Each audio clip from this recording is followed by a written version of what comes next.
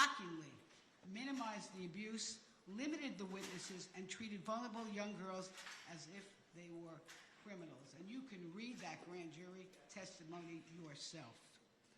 At the urging of Christian's prosecutors, the grand jury returned just one count against Epstein, and it is jaw-dropping: solicitation of prostitution, punishable by up to 60 days in jail. How crazy and wrong, an abomination, if you ask me.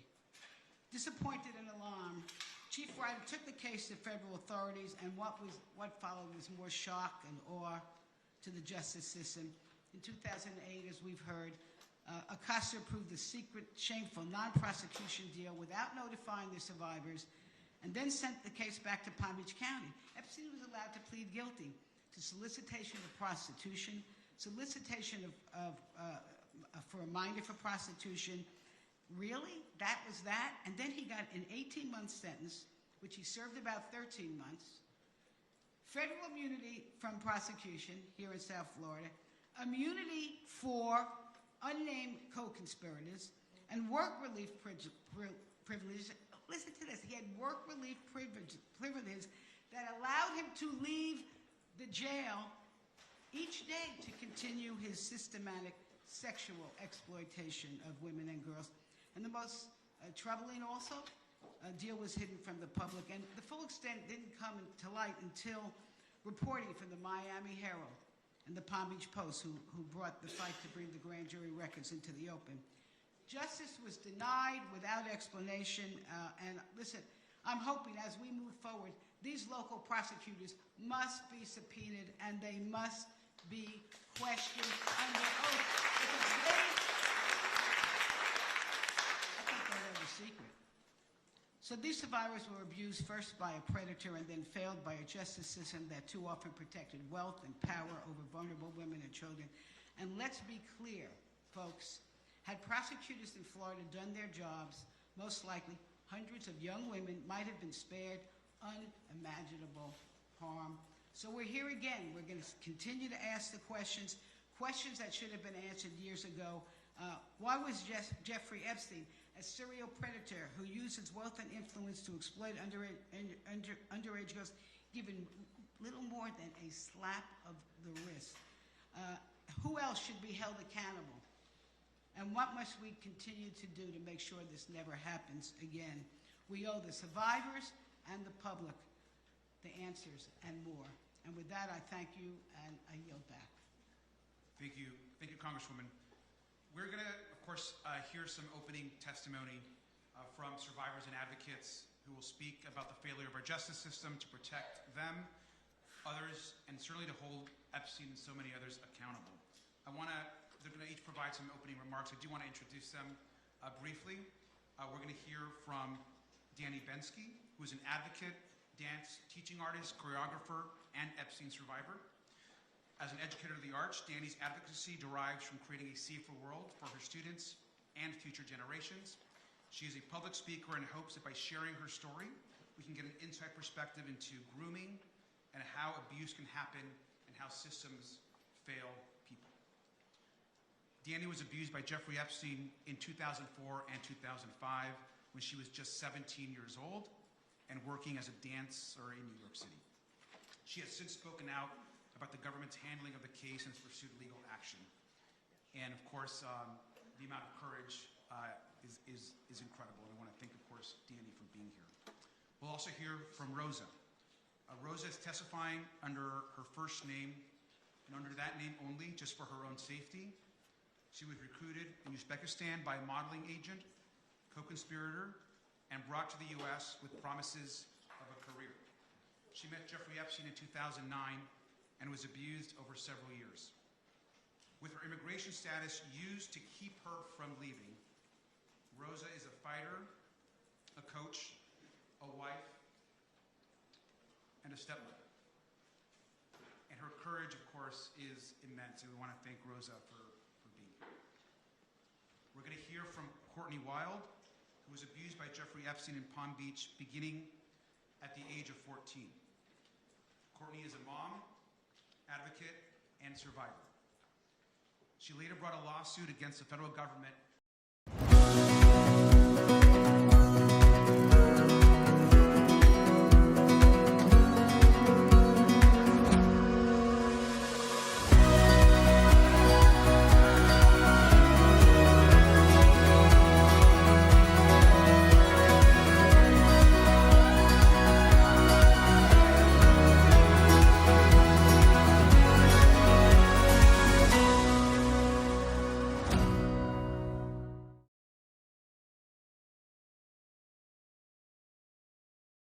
Kuvan, who is an attorney who represented some of the earliest survivors to come forward against Epstein, and he spent years advocating on behalf of victims.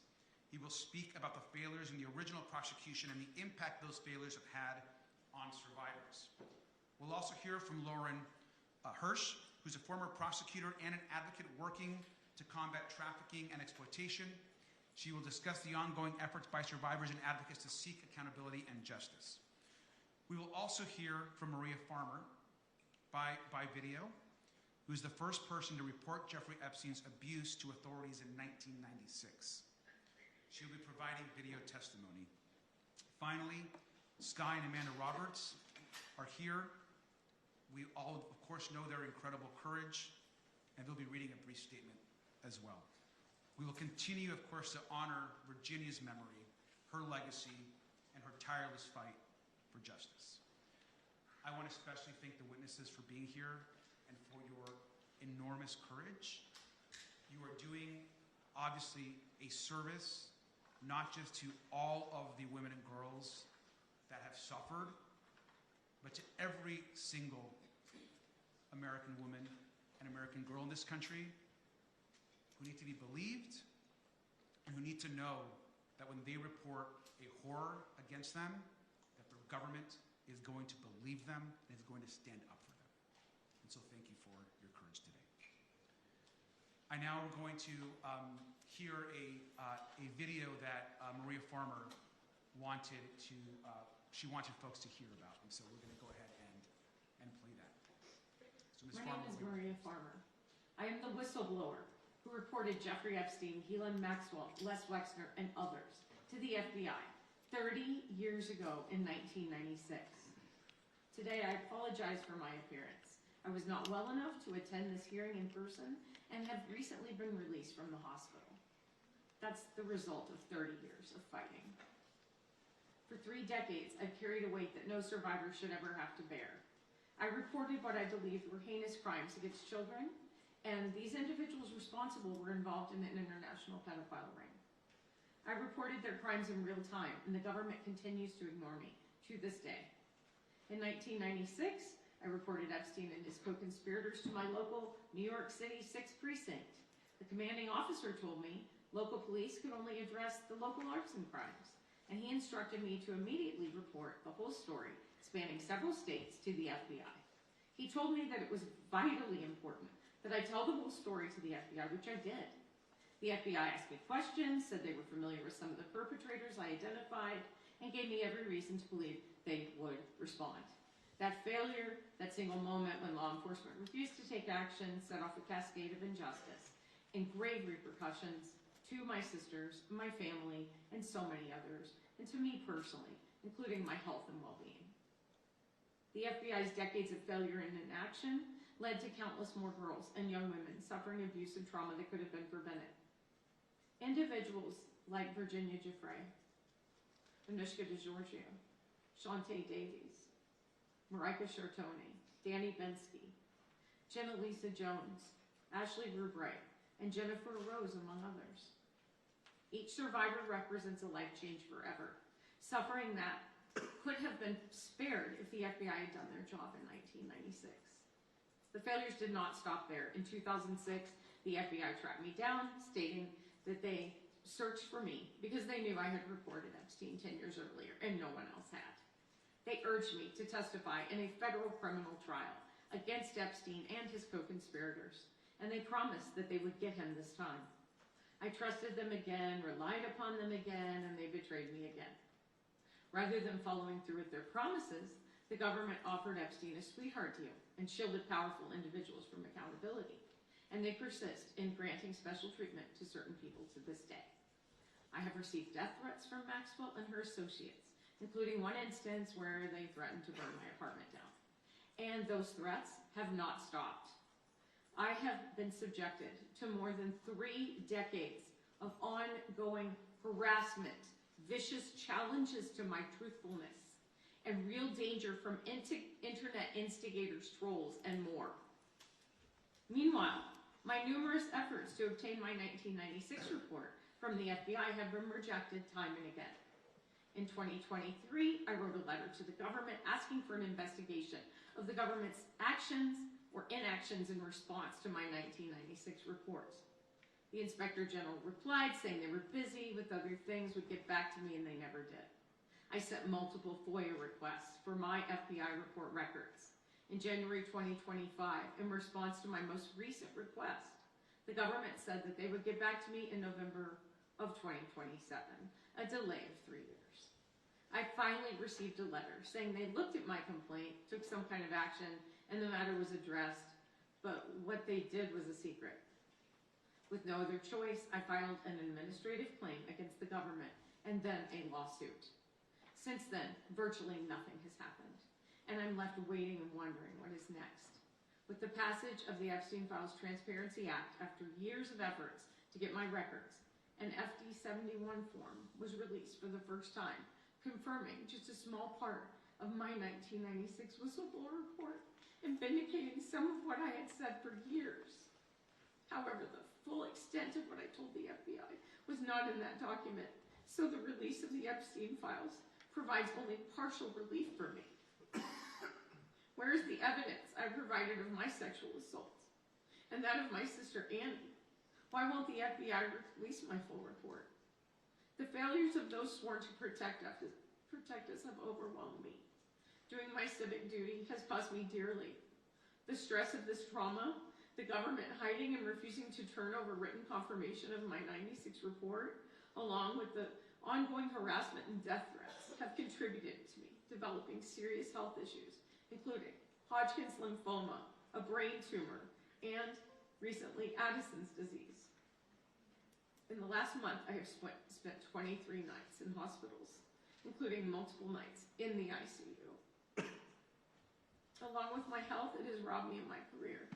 In 1996, I was fresh out of graduate school and living a life that I had always dreamed, creating and selling art in New York City.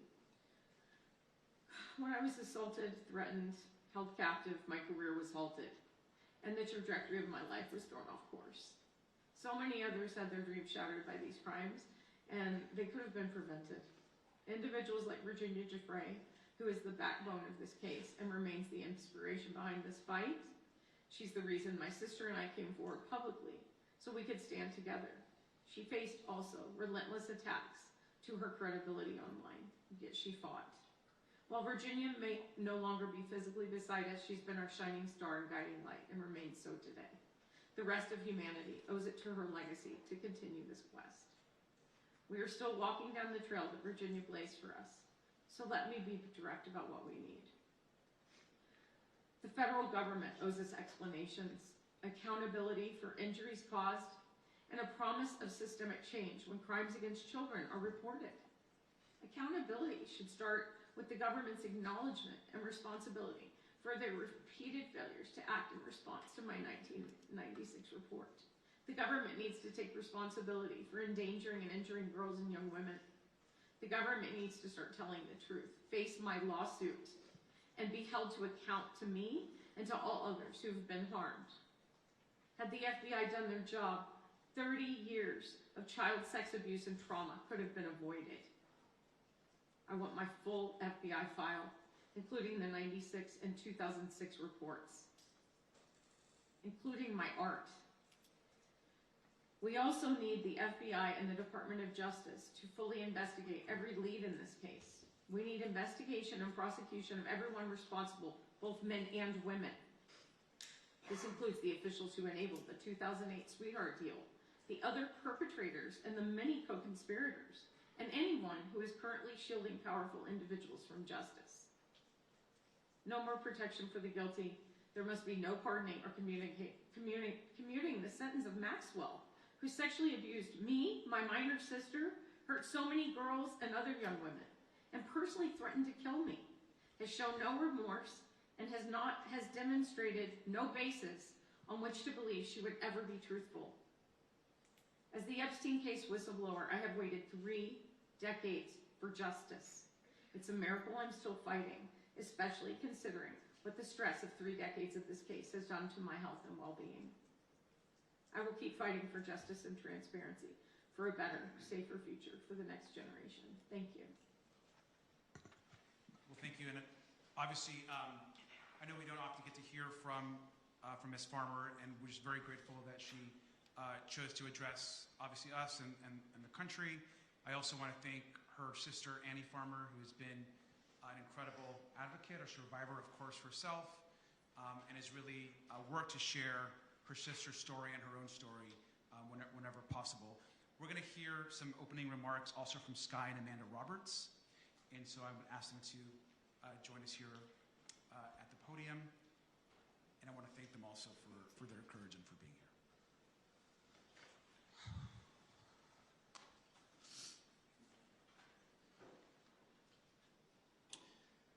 Thank you, Representative Garcia and all members here today. We deeply appreciate the opportunity to be here. Obviously wish Virginia was here to do this herself, but I will do my best to keep it together and to get through this. My name is Sky Roberts, and I am the younger brother of Virginia Roberts Giuffre. I am here today because without Virginia's courage and her story, we would not be having this conversation about accountability. In the summer of 2000, just steps away from this courtroom at Mar-a-Lago, Virginia was recruited by convicted trafficker Ghislaine Maxwell. She was only 16 years old, a child who had just finished 10th grade when she began being trafficked. Before her passing, Virginia gave sworn testimony exposing this for what it truly was: a global sex trafficking operation enabled, protected, and funded by powerful people. For years, survivors have been asked the same question: who were the names? The truth is, many survivors stay silent because many of these individuals still hold power, wealth, and influence in our society. Point blank, period. That is dangerous. No survivor should have to risk their own safety just to be believed. But Virginia, she did it anyway. She stood up when others were afraid, told the truth under oath, and faced people she knew were powerful. Today, we lean on her courage once again, because she believed accountability should reach everyone involved, no matter their status or influence. If Virginia were here today, she would say these words herself. Since she cannot,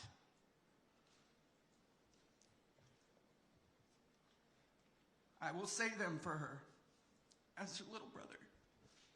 And with that, I'd like to share Virginia's own words from her sworn deposition dated May 3rd, 2016.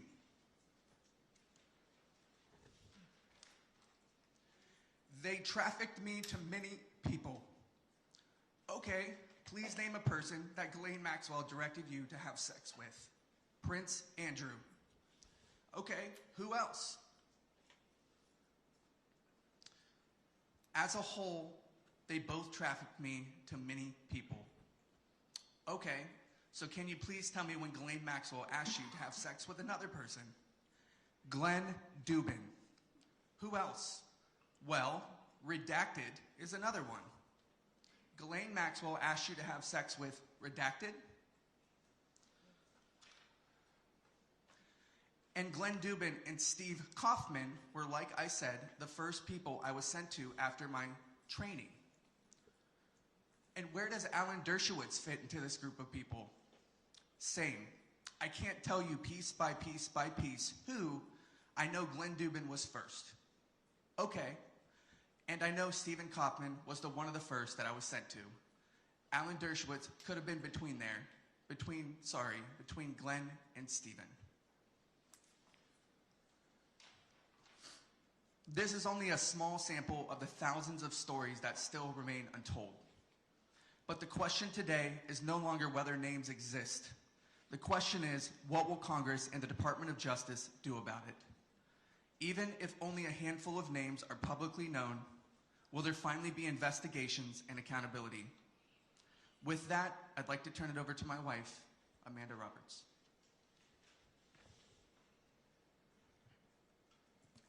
First, I want to thank this committee and Representative Garcia and everyone here who continues to fight with us for accountability, but most importantly, standing with survivors.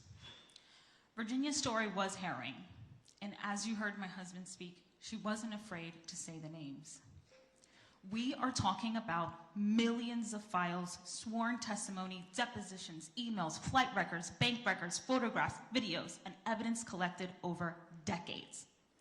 Evidence that points to a network, not just two people who trafficked and abused over 1,200 victims, girls, children, women, and boys.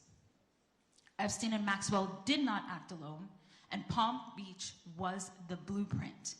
It was the center for expansion. So when this Department of Justice says there is nothing to see here, survivors know exactly what that sounds like: a cover-up. Virginia wrote in Nobody's Girl, "Don't be fooled by those in Epstein's circle who said they didn't know what Epstein was doing." That sentence should guide this committee's work. Because I don't recall is not enough. When people like Les Wexner are asked about Epstein's finances and alleged connections to his network, the public deserves real answers and investigations. When Howard Lutnick has given changing accounts about his association with Epstein, that deserves scrutiny, resignations, and investigations. When former Prince Andrew denied knowing Virginia, despite evidence and testimony surrounding that encounter, that deserves scrutiny and investigation. And when Acting Attorney General Todd Blanche met with Ghislaine Maxwell, a convicted sex trafficker accused of perjury, and shortly after was moved to a minimum security prison, that demands answers and investigations. So today we ask for 4 things. First, Congress must hold this Department of Justice accountable, including contempt proceedings, as the record has shown that this DOJ has violated the law. Second, state investigations must continue and expand in New Mexico, New York, Florida, the Virgin Islands, and everywhere this network operated. Third, this committee must issue further subpoenas and require alleged co-conspirators, enablers, financiers, and witnesses to testify under oath. Fourth, follow the money. Financial records are not secondary. They may be the key to exposing the full network. Suspicious. If you've ever stacked 3 pillows just to sit up in bed, you need to see this. Over 20,000 homes across the U.S. are already using these. Will you be next? Regular pillows aren't built for sitting up. They slip, they flatten, and they leave your back aching. This is the luxury wedge pillow. It's not a headboard. It's not just another pillow. It's the comfort upgrade you didn't know you needed. Or silence. Thank you. Thank you both very much for those words. We are going to begin and hear some opening statements from our witnesses. So I want to just start by thanking Ms. Wild, who's going to be recognized now for her opening 5-minute statement. Ms. Wild. Hello, my name is Courtney Wild. When I was 14 years old, I was abused by Jeffrey Epstein. He abused me until I was 17 years old. What happened to me was terrible, but what happened after that by our own government changed my life just as much. I came here today to ask for one simple thing: to make sure this never happens again. I filed a case under the Crime Victims' Rights Act because government secretly made a deal with Jeffrey Epstein. They signed a non-prosecution agreement. They made the deal behind closed doors. They never told me, and they never told any of us. Instead, they sent letters telling me to be patient, even though they knew the case was already over. For years, I believed there was an investigation happening. There wasn't. When I found out the truth, I went to my lawyer, Brad Edwards. He took my case in 2008, and he fought for me against the government for over a decade. We wanted to do the right thing for all victims. Together, we wanted answers to a simple question: how could this happen? We had to fight all the way to the 11th Circuit, which took years to get the emails between the government and Jeffrey's lawyers to help us understand what happened. When we finally got them, they showed something I will never forget. The government wasn't trying to negotiate with Epstein's lawyers. It looked like the government was trying to make him happy. They were trying to make sure that the punishment they were going to give him was okay with him. It seemed like they had forgotten that there were 40 of us kids who had been abused by him. I was so confused because where I come from, if you commit a crime, you go to jail. I have never heard the feds of letting you help them decide which crimes they were going to charge you with, or if you're cool with how long you're going to spend in jail. But I thought, what do I know? Maybe that's how it works for rich guys. That's how it did work for Jeffrey Epstein. Finally, after 10 years of fighting, in 2019, a federal judge finally ruled that my rights and that the rights of other victims were violated by the non-prosecution agreement. But there was nothing that could be done about it. There was no remedy. I just want to say it again. I'm sorry, I have to. The court found that the government violated the law and nothing happened. That means the law, the Crime Victims' Rights Act, 18 U.S.C. 3771, does not matter. And if the law has no consequences, it doesn't protect anybody. I was lucky to have a lawyer willing to fight for me for almost a decade. A lot of victims won't find that, especially in this case where everybody made us feel like we were crazy. So I'm asking you to fix that. Please fix the Crime Victims' Rights Act so it could actually help victims in the future. I have my own ideas, and my lawyers have more ideas, but I really hope that if nothing comes of this, we can finally get the legislation right. There needs to be a clear definition of what it means to meaningfully confer with victims. I'm still not sure what that actually means, but I know it never happened for me.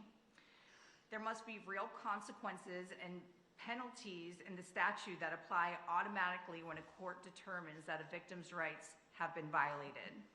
The answer after years and years of litigation cannot be nothing happens when you finally win and prove that your rights have been violated. If prosecutors choose to ignore victims, those victims' voices must be put on the record, memorialized, and preserved, especially when a deal is made behind closed doors. There needs to be attorneys' fees provision so victims can find lawyers who will stand up for them. If those changes had existed back then, maybe what had happened to me and so many others would have not happened.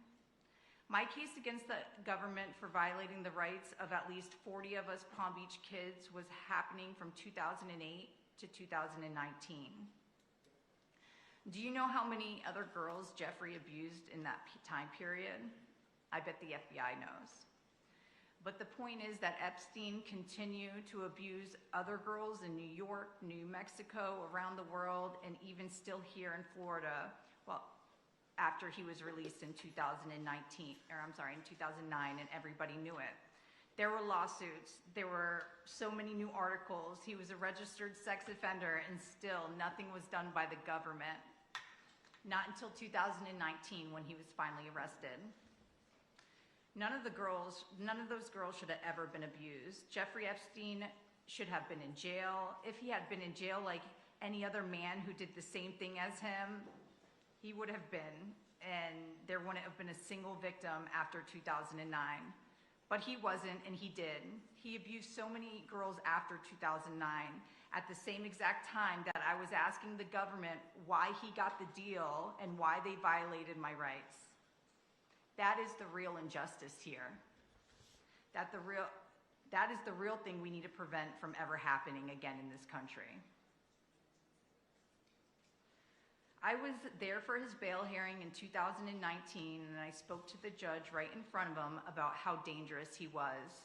The bail was denied, and for the first time, I thought we might finally get justice. A month later, he was dead. Once again, the system failed us. Someone let him die in a secure prison, ensuring that he would never be held accountable for what he did to me as a kid.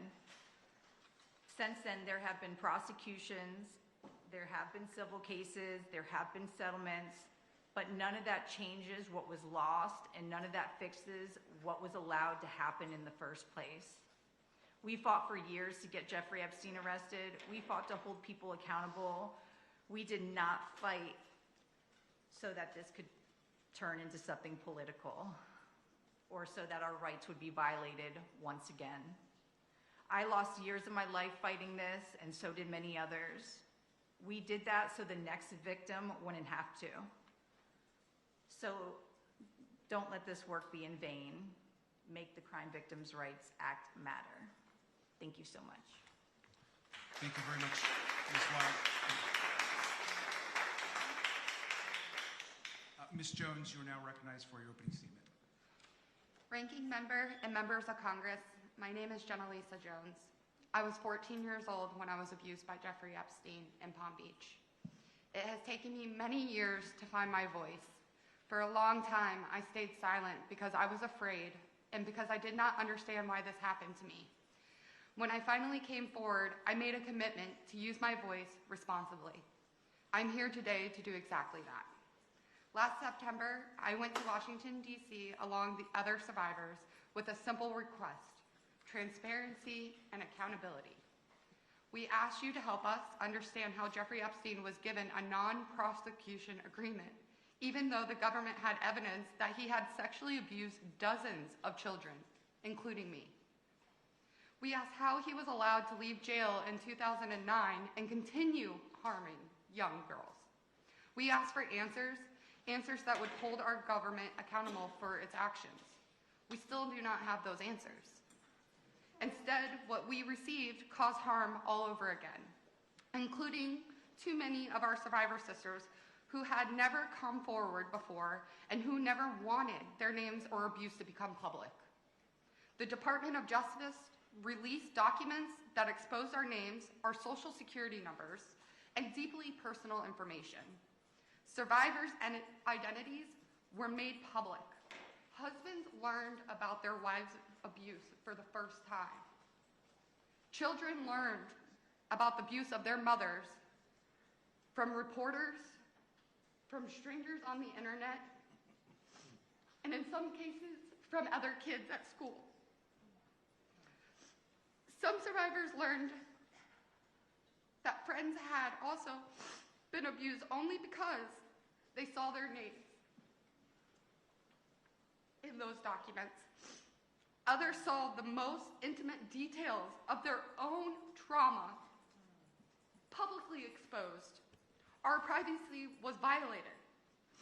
The government promised us over and over again that our information would be protected and properly redacted. Those promises were broken again. We came to you seeking answers for why our rights were violated in 2007. And in the process of asking for those answers, our rights were violated again. I want to believe that each of you in this room is listening because you truly care, not just about us, but about every child in this country who survived sexual abuse. If Congress and the Department of Justice truly want to do right by the survivors, the path forward is not complicated. Acknowledge the failures. When Jeffrey Epstein was set free in 2009, and again when our privacy was shattered earlier this year, take responsibility and provide meaningful remedies to the women who have been harmed over and over again. Please do not force us to relive this through more litigation. Pass a law requiring the Department of Justice to compensate victims for the harm that they had caused by releasing the names and information. That would show that this is truly about helping victims. Second, with respect to our ongoing investigations, please remember this: Jeffrey Epstein is dead. Ghislaine Maxwell is in prison. Do not pardon Maxwell. If there are other men who hurt women, hold them accountable, but please leave the survivors alone. If you subpoenaed someone to testify before your committees and she tells you she is a victim, listen to her. Believe her. Respect her trauma. Jeffrey tried to paint his victims as bad guys to avoid responsibility for himself. Please learn and understand that. Sharing our stories should be a choice, the choice I was able to make today. It should never be something survivors are forced to do. The girls who were groomed by Ghislaine Maxwell and abused by Jeffrey Epstein should not be treated like criminals. Please learn the stories of the women who have been harmed before you force them to testify in a room full of strangers about the worst moments of their lives. Jeffrey Epstein destroyed so many of our lives, and Ghislaine Maxwell helped him do it. Do not blame their survivors for the crimes of the abusers. That is not how the story should end. Find a way to bring closure to the story of Jeffrey Epstein, to allow survivors and this country to finally begin to move forward so that one day, and I pray soon, Jeffrey Epstein's name is no longer something we are forced to hear every single day. And my last point, I'm not here today only to talk about the past. I am here for the children who are sitting in the classroom today, children who may be vulnerable, confused, and unsure of what is happening to them. When I was a teenager, I did not have the language to understand what was happening to me. I did not know who to tell. I did not know where to go.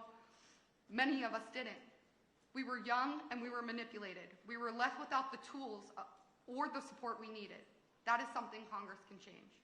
Every middle school and high school student in this country should receive education on the signs of sexual abuse and exploitation. What it looks like, how to recognize it, and how to safely report it. Schools should have trained adults, accessible resources, so that no child feels as lost or as alone as we did. I have worked with other survivors to start a nonprofit called the Survivors Inc. because not everyone who has been abused has access to strong legal representation, therapy, or support systems. I became a certified life coach. I believe in giving others the support I wish I had. Though the survivors, we are able to provide these services to people who have been abused so they can begin their healing journey too. I'm proud of that work, but individual efforts are not enough. Real change requires leadership at a national level. You have the power to make sure that happens to us does not happen again on this scale. I believe one of the most important places to begin is in our schools. Train teachers, educate students, give children a place to turn when they feel they have nowhere else to go. Together we can do better for the next generation. Thank you so much.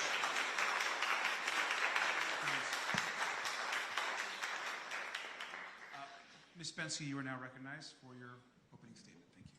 Thank you. Thank you. Hello, my name is Danny Bensky. I was abused by Jeffrey Epstein in 2004 and 2005. That was 8 years after Maria Farmer first reported Jeffrey to the FBI. Although discussing my abuse is far from easy, I live with diagnosed PTSD from that experience. My story is actually one of the safest stories to tell. The key abuser who caused me physical harm is dead. It's imperative to understand that the stories you are hearing today are a tiny fraction of the whole. I am one of more than 1,200 girls and women.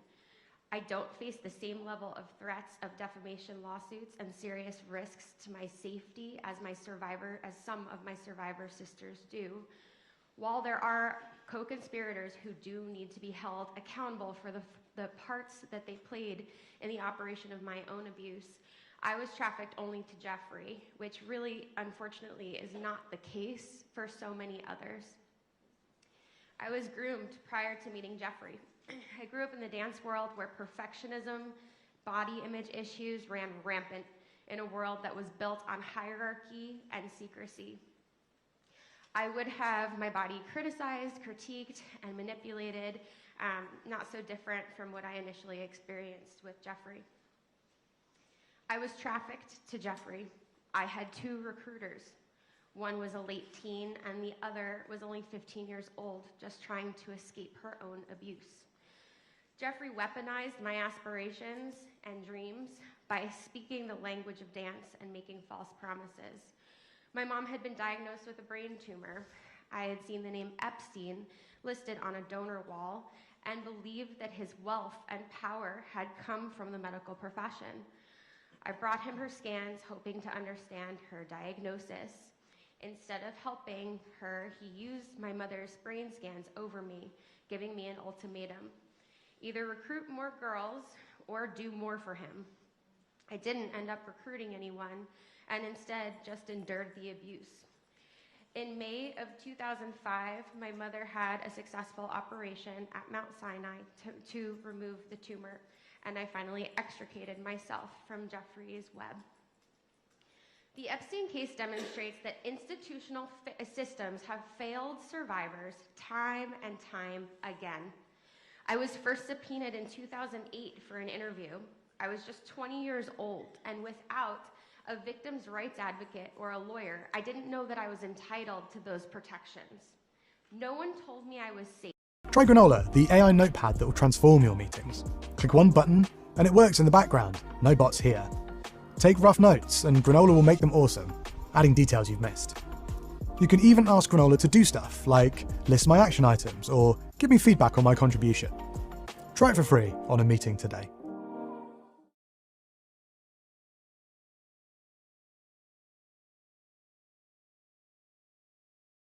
Shop the new arrivals by Ashley Lux, where practical prices meet premium style, like plush boucle. By the DOJ. My lawyer teamed up with another law firm representing survivors. Together, they submitted 350 victims' names to the DOJ as names that needed to be redacted prior to the deadline on December 19th. In the first round of documents, I saw my name in 2 places. Then in the January dump, there were more, and the redactions were far, far worse. These files displayed my name, my phone number, my old address, where I worked at the time, where I was studying, and other identifying information. What's important to understand is that these documents weren't just somehow overlooked and not redacted at all. On one document, my nickname, Danny, redacted, while Danielle Hannah Bensky is left completely unredacted. I am just one of the hundreds of survivors exposed like this. A few weeks ago, a legal analyst reached out to share that yet again, my name appeared in a third batch of only 20 documents. After my lawyer continued to contact the DOJ on multiple occasions for protection, my name and information remained attached. These documents hold disturbing and yet incomplete accounts of my abuse, and they were viewable not only by the entire world, but my child, my students' parents, my friends, my employers, my colleagues, my family. I am public. However, in my FBI 302, a Jane Doe who has never ever wanted to be revealed was exposed. This outing of survivor names does real irrevocable damage. The passage of the Epstein Files Transparency Act was meant to be a moment when survivors could regain their power and finally obtain the truth. It was a time for our institutions created to protect the American people to, for once, stand on the side of survivors. As survivors, we have said time and time again, this is not political. This requires coming together and prioritizing coming together, not political showmanship. I'm always asked, what does accountability look like? Accountability means removing perpetrators from power, seeing arrests be made, and legislators pass laws like protecting victims' rights, like Virginia's law, which would remove the statute of limitations for victims' civil claims against their abusers. Our entrenched systemic failures have allowed powerful people like Jeffrey to thrive. When institutions prioritize protecting the powerful and their enablers over protecting victims, abuse becomes normalized. If we continue down this path, the question isn't whether abuse will happen again, but who will be the next Jeffrey Epstein. This moment is critical. It is time to reform our system to protect our survivors, not the perpetrators, and to ensure the truth can come to light. Thank you.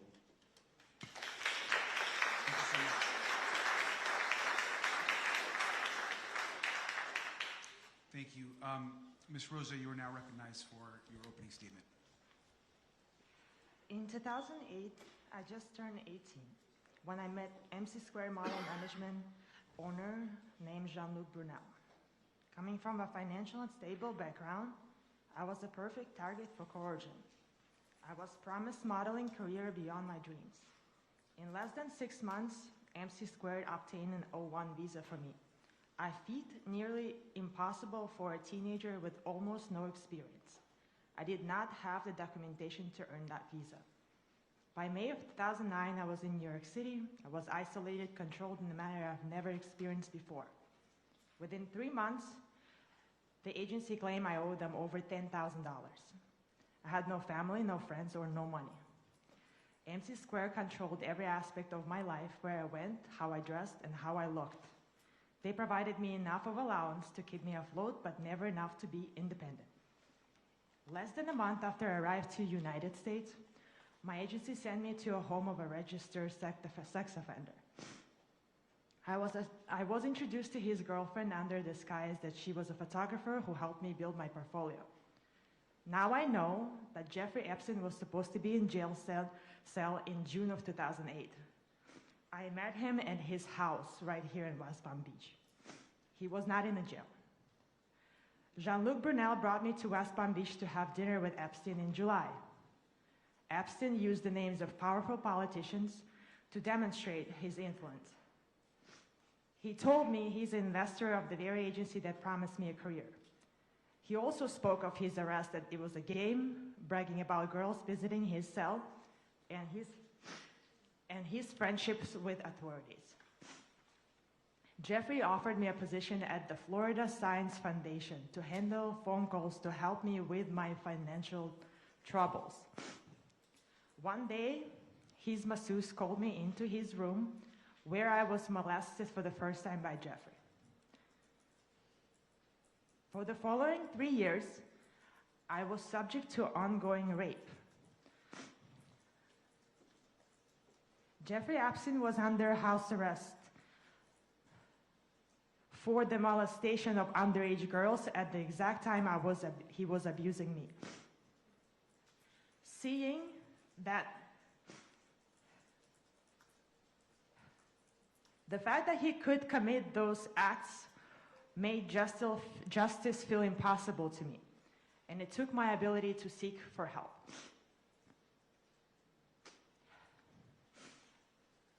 I was summoned to his residence right here in West Palm Beach. My agency relocated me to Miami to keep me closer, and only after he was released from the house arrest, I was allowed to go back to New York City, where my nightmares continued. Those years of abuse turned into a decade of fear that I still carry today. I eventually found the courage to reach out for help. I stepped forward along other survivors, hoping those who allowed this to happen will be held accountable. I kept my identity protected as Jane Doe. I woke up one day with my name mentioned over 500 times.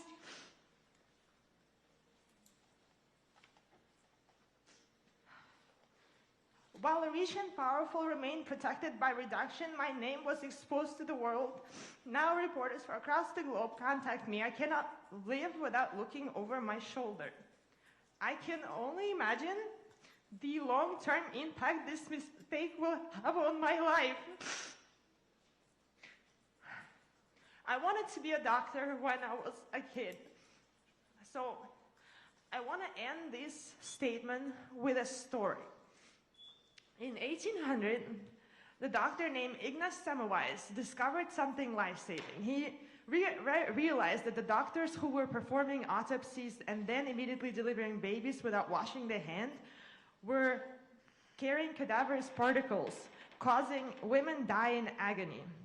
He had evidence, he had solution. He begged the medical establishment to wash their hands to save lives. But the doctors were offended. They found it easier to protect their own reputation and maintain the status quo than to admit they were the ones causing harms. They chose their pride over the life of women, and Dr. Semmelweis was ignored, ridiculed, and eventually cast out. I see the same patterns happening today with handling of these files. Releasing my name while redacting the name of other powerful is not a mistake, it's a choice. It's a choice to prioritize the comfort of an institution over the safety of the survivors. The evidence is right here, yet those in power rather us die socially, emotionally, and physically, than admit their own complicity. I am no longer a Jane Doe, hiding in the files. I'm a woman, I'm a fighter, and I'm a witness, and I'm begging you, please wash your hands.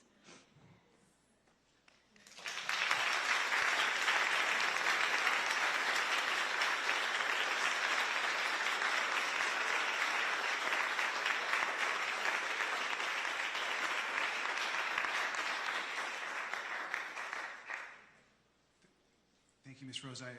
Obviously, I think one of the true horrors of this investigation has been the way so many survivors continue to be traumatized, and I think this is one just really horrific example of how, even through the Transparency Act, so much horror and re-traumatization continues to happen. So thank you for the testimony. Mr. Kuvan, I'm going to recognize you for your opening statement.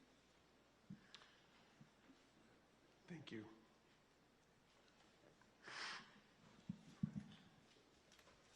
Truly moved by her strength. Ranking members of Congress. My name is Spencer Kuvan. I've represented numerous survivors of sexual exploitation and trafficking over the years, including the first victim to come forward in the Epstein investigation here in Palm Beach. I'm here today because what happened during the prosecution of Jeffrey Epstein was not simply a failure of judgment. It was a systemic failure of justice. In Palm Beach County, credible evidence of widespread sexual abuse involving minors was presented to state prosecutors, including my client. Law enforcement initially identified dozens of victims. The conduct was organized, repeated, and devastating. Yet instead of a prosecution that matched the scale of the harm, what followed was a secret agreement, as we know, that minimized the abuse and insulted the children that had been abused.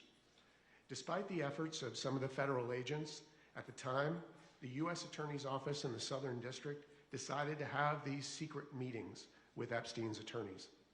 The U.S. Department of Justice, in conjunction with the Palm Beach County State Attorney's Office at the time, colluded in secret to quietly shelve this case with minimal state charges that branded a 15 and 16-year-old child victim as prostitutes. They gave a sweetheart deal to Jeffrey Epstein and 4 named as well as unnamed co-conspirators. The Southern District U.S. Attorney at the time, Alex Acosta, spearheaded what every attorney advocate saw as the worst non-prosecution agreement ever executed by a U.S. attorney. This sent a message. It told victims that even when the evidence is strong, accountability is negotiable if you are rich and powerful. This awful non-prosecution agreement completely shut down further federal charges for the events they were investigating here in Florida.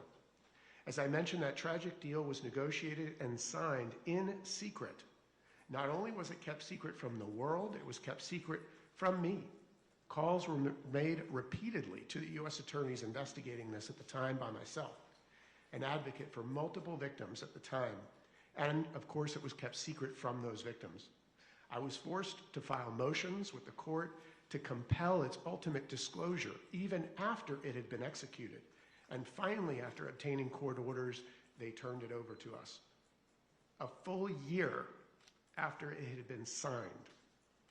The victims were not consulted. Their advocates, like me, were not consulted. Victims were never given an opportunity to be heard. This was not just a moral failure. We believed it was a violation of law under the Crime Victims' Rights Act. Originally passed in 2004, subsequently amended by Congress in 06, 08, and 15. Victims have had the right to confer with prosecutors and the right to be treated with fairness and respect. Yet those rights were ignored at the very moment that it mattered most, when decisions were being made that would determine whether justice would ever be pursued. The result was predictable. Survivors, as you've heard, were re-traumatized, not only by the abuse they endured, but by a system that excluded them from the process designed specifically to protect them. And the public was left questioning whether justice can be trusted when powerful interests are involved. This failure by the Department of Justice at the time was a subject of litigation brought, as you heard, by Ms. Wild. That case ultimately exposed a gap in the law, one that must be closed by you. Today, I want to offer that clear path forward. First, Congress should amend the Crime Victims' Rights Act to make it explicit that victims must be notified and given a meaningful opportunity to confer before any non-prosecution agreement or deferred prosecution agreement is finalized. Second, as you've heard, there must be enforceable remedies, not just suggestions. Victims should have standing to challenge agreements reached in violation of the Act, and courts must have the authority to review and, where appropriate, void those agreements. Third, transparency must be the rule, not the exception. Secret agreements that extinguish criminal liability, particularly in cases involving multiple victims, should not exist in our system of justice. And finally, there must be accountability. When prosecutors fail to uphold victims' rights, there must be consequences sufficient to ensure that those failures are not repeated. This is not about relitigating the past. It's about ensuring what happened here never happens again.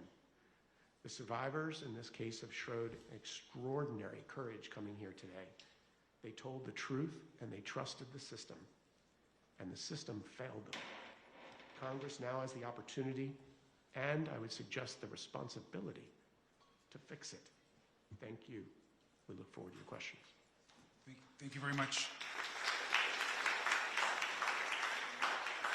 I'd like to go to Ms. Hirsch, please, who's now recognized for her opening statement. Thank you so much, Ranking Member, members of Congress. I'm Lauren Hirsch, the CEO of World Without Exploitation, the largest anti-trafficking coalition in the country. We have nearly 200 member organizations across the country. Many of those organizations are survivor-led. It is an absolute honor to sit beside each one of you. You are the reason this moment of reckoning is happening. What we have witnessed in the handling of the Epstein case is not simply a bureaucratic misstep. It is a deeply horrific failure to protect the very people the system is meant to serve. Survivors have repeatedly been promised dignity, confidentiality, and care. And instead, we have seen a systemic breakdown in their protection at nearly every step of the way. We have watched those with power and privilege manipulate the system, shielding themselves from accountability, while survivors have suffered in silence. Every one of these failures sends a devastating message, not only to Epstein survivors, but to survivors everywhere, that accountability is optional for the powerful. Survivors. I never look back at my old pants after my daughter gifted me these. Smooth drape, soft feel, pressure-free. These pants truly understand women in their golden years. Weightless and smooth, breathable down to every fiber. Front waistband gently cinches the waist, and the back can stretch to 7 inches. No more digging and clinging. Wide legs give extra comfort and a slimmer look. No more aging legs, just pure confident. More comfy than dress pants and far more stylish than sweatpants. Come. And then they were again abused by the DOJ. When the federal government fails to provide protection under the Crime Victims' Rights Act, survivors cannot be left without remedy. We need a legislative fix immediately to provide compensation and recourse for violations of the Crime Victims' Rights Act, and this is urgent.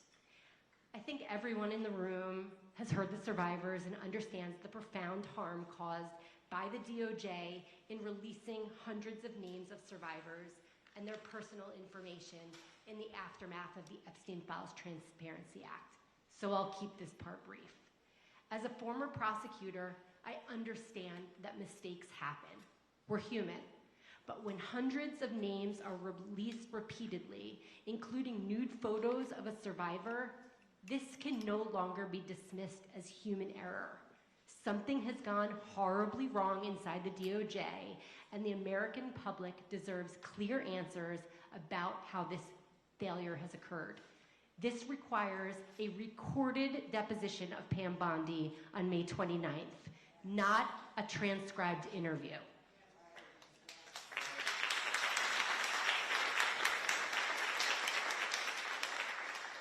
Survivors also deserve meaningful legislative recourse, including a private right of action, so that they can be compensated for the exposure of their private information to the public.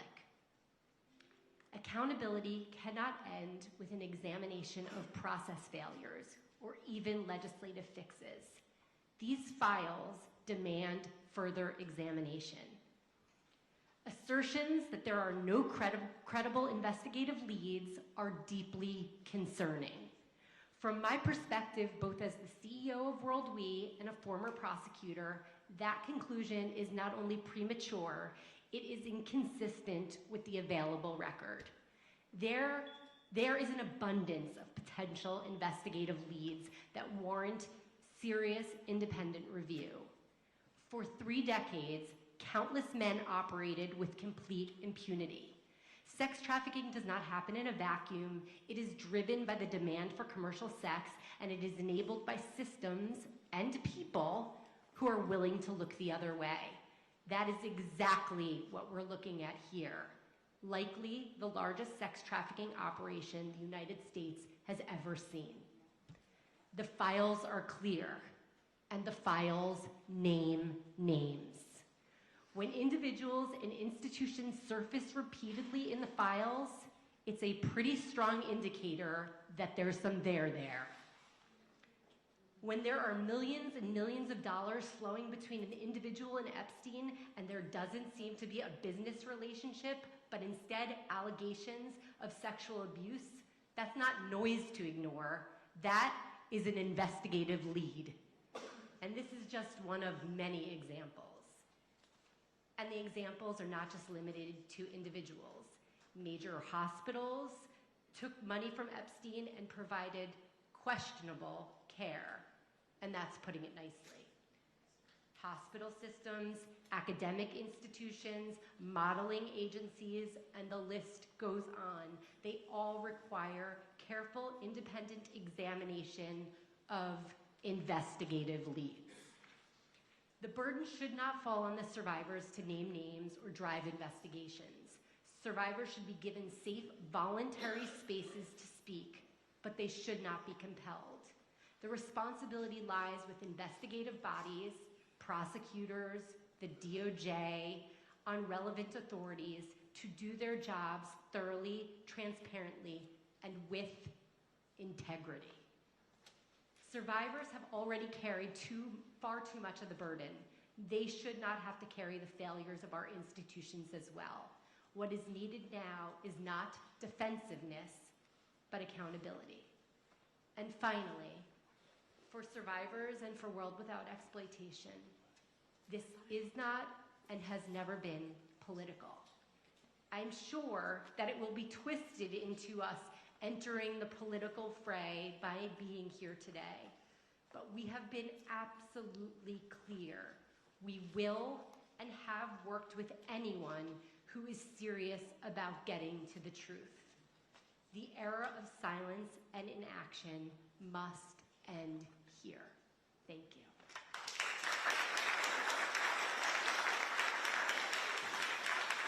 Thank you. Obviously, just thank you to all of our witnesses for those opening statements. We're going to be moving on to questions and some comments from the members of this committee. I do want to uplift and recognize particularly the survivors and your courage again and how we got to this moment. I want to start just by, again, just commenting that we're here because of the horrific crimes of Jeffrey Epstein, Ghislaine Maxwell, and numerous others, and the failure caused by our own government. And I want to, in my line of questioning, I just want to hone down on one thing which I think is really important. Last July, the administration's FBI and DOJ released a 2-page document saying, and I quote, "We did not uncover evidence that could predicate an investigation against uncharged third parties." In other words, the current administration, through its DOJ, believed that this investigation was over, that no one else could be investigated for perhaps the worst sex trafficking ring in American history, that no other person could be held accountable, or there could be further convictions of the horrors made and against 1,200 women and girls. Now we here, and some of our colleagues on the Republican side of the aisle, have worked together to file motions, to file laws, and to push this investigation forward. And I want to be very clear. The DOJ, this administration, the President and the Attorney General made it clear that this investigation, in their opinion, was a hoax, was a lie, and there was nothing else to do to move forward. The DOJ tried to close this case. Through our investigation, we have learned that many of the witnesses that we have been going through deposition, through transcribed interviews, were never questioned by law enforcement. And this is something that we learned only by forcing these interviews and by sitting asking these questions. How could Les Wexner have never been interviewed by our own government, who was the source of most of Jeffrey Epstein's wealth, and was never questioned? How can some of the folks on this document the FBI had in their possession not ever have been questioned by our own government or law enforcement? How could Darren Indyke and Richard Kahn, who you can see in this chart and were essentially the brain trust of Jeffrey Epstein's organization, how could they never have been questioned? That is not a mistake. That is a cover-up. And what I think we want to make very clear is this is not just about the mistakes and the ongoing harm of the Trump administration. This has been harm posed by numerous administrations led by both Republicans and Democrats. And when folks come and ask, well, why wasn't the former administration, Attorney General Garlick, more engaged on this issue? I ask the same question. Why wasn't Merrick Garland more engaged and focused on prosecutions and more focused on getting out the truth? This is not just about partisan politics. This is a continued pattern of abuse and not seeking justice. But we're here now, at this moment, in this Congress, with this administration, and this cover-up must end. I want to briefly ask the survivors, if you believe that this investigation should continue, if your government should continue this investigation. Ms. Spensky. Yes. Rosa? Absolutely yes. Ms. Wild? Yes. Ms. Jones? Yes. Thank you. And we agree. It's unacceptable that folks have been not questioned, that there haven't been criminal prosecutions, and that our own former Attorney General continues to be engaged in this cover-up. They want to end this investigation. But what we are saying today is we need to come together with our bipartisan allies on the other side, and especially some Republican women who have stood and continue to push for truth and justice. We welcome their support in this investigation. At a hearing back in March, former Attorney General Bondi told one of my colleagues, quote, "I'm stunned that you want to continue talking about Epstein." That was her quote. Ms. Spensky, you were there. So was Sky Roberts on behalf of Virginia. Attorney General Bondi didn't spend 1 minute talking to you, but instead wanted to end the Epstein investigation. Today we're here to tell the former Attorney General that we are demanding that she come in for her date, the subpoena, that she testify under oath, and that it's videotaped and released to the American public, and the survivors deserve nothing less.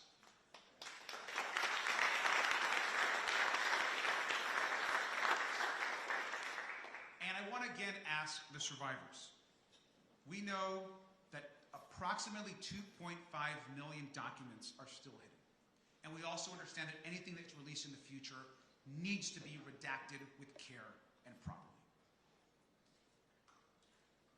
Do you all support this Congress in the continued release of the files if redactions are done properly and with care? Ms. Spensky? Of course, yeah. Rosa? Yes. Ms. Wild? Yes.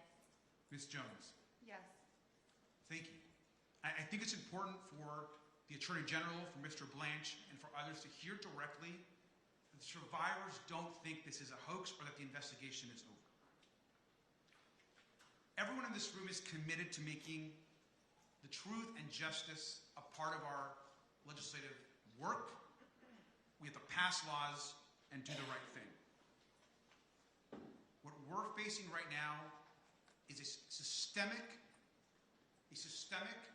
government, agencies, and administration that's trying to end this work, and we have to push back on it. We have sworn testimony.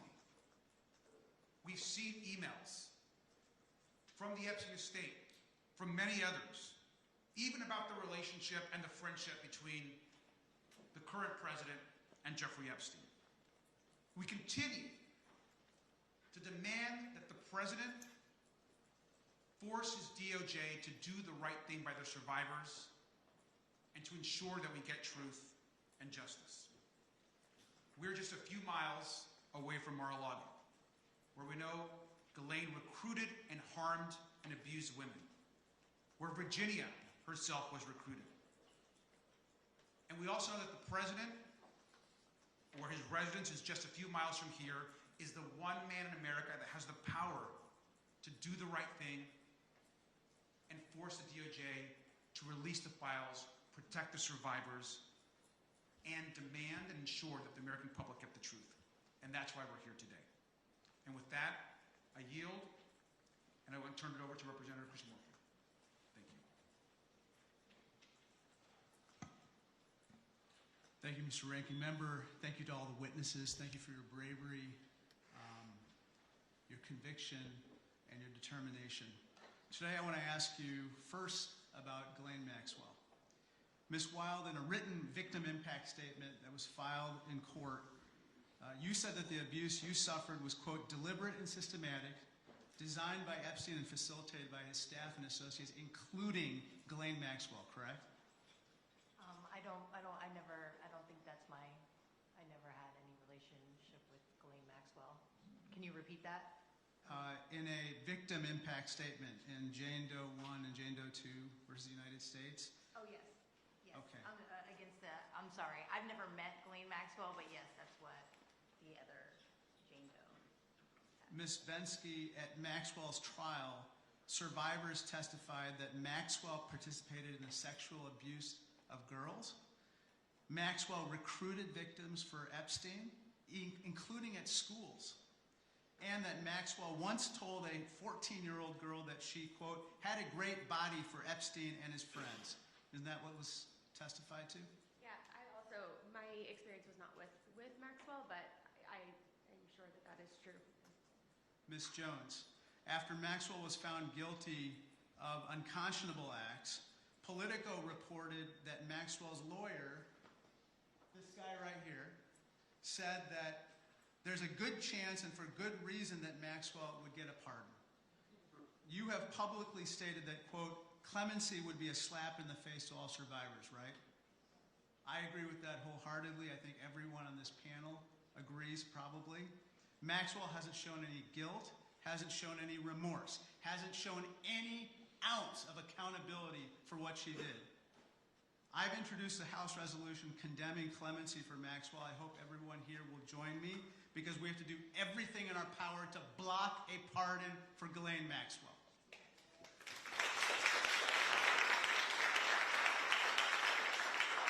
Ms. Hirsch, I want to turn to another topic, following the money.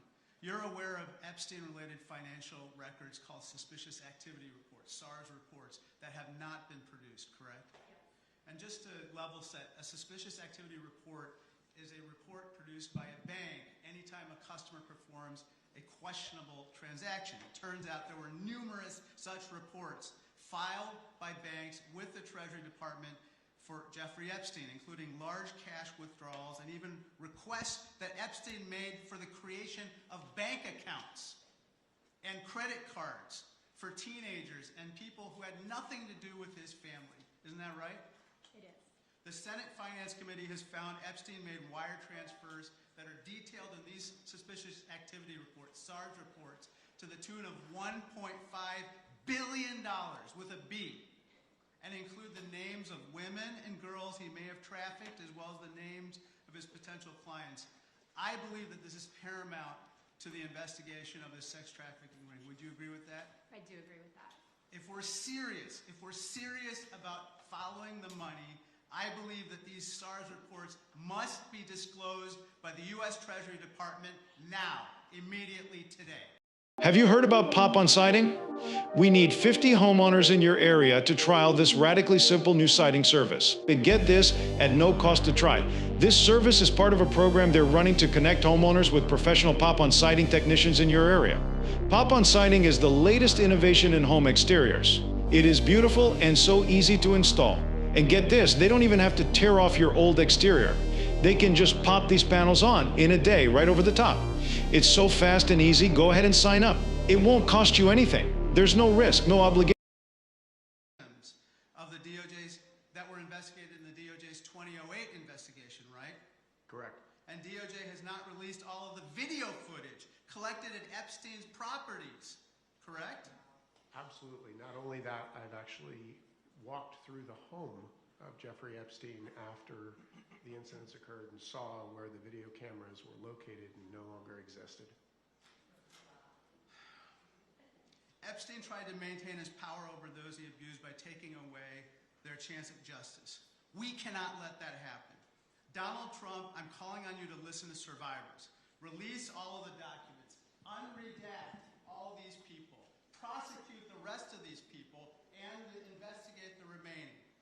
In addition, Ghislaine Maxwell should never, ever, ever receive clemency. That monster should not be given pardon, and ensure every enabler of Epstein faces consequences, no matter who they are or their political affiliation. Thank you, and I yield back.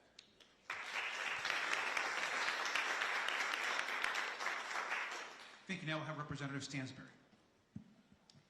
All right. Well, good morning, everyone. And I just want to start out by acknowledging our survivors who are here with us, and to those of you who spoke. People tell you all the time that you're brave, and you are, but I know that it comes at great cost to yourself, great cost to your families. But I want you to know, and part of why I asked the staff to hold up this picture, is because you are literally changing the face of the planet by standing up and telling your stories. And even though the system is failing you again right now in Congress, you are changing the world by helping people who are survivors, who are victims, who have never had their stories told publicly, to know that they're not alone. So I want to say thank you for everything that you are doing. And I know that it's hard, but what you're doing is changing the planet right now. So thank you for holding that up. I got in early yesterday, and I went for a walk. I walked to downtown here in West Palm Beach, and then I walked across the bridge. I think like millions of people across the country, I've seen, of course, the documentary that documents what happened here in West Palm Beach. And I wanted to walk across the bridge that survivors had told the story themselves of literally having been driven across.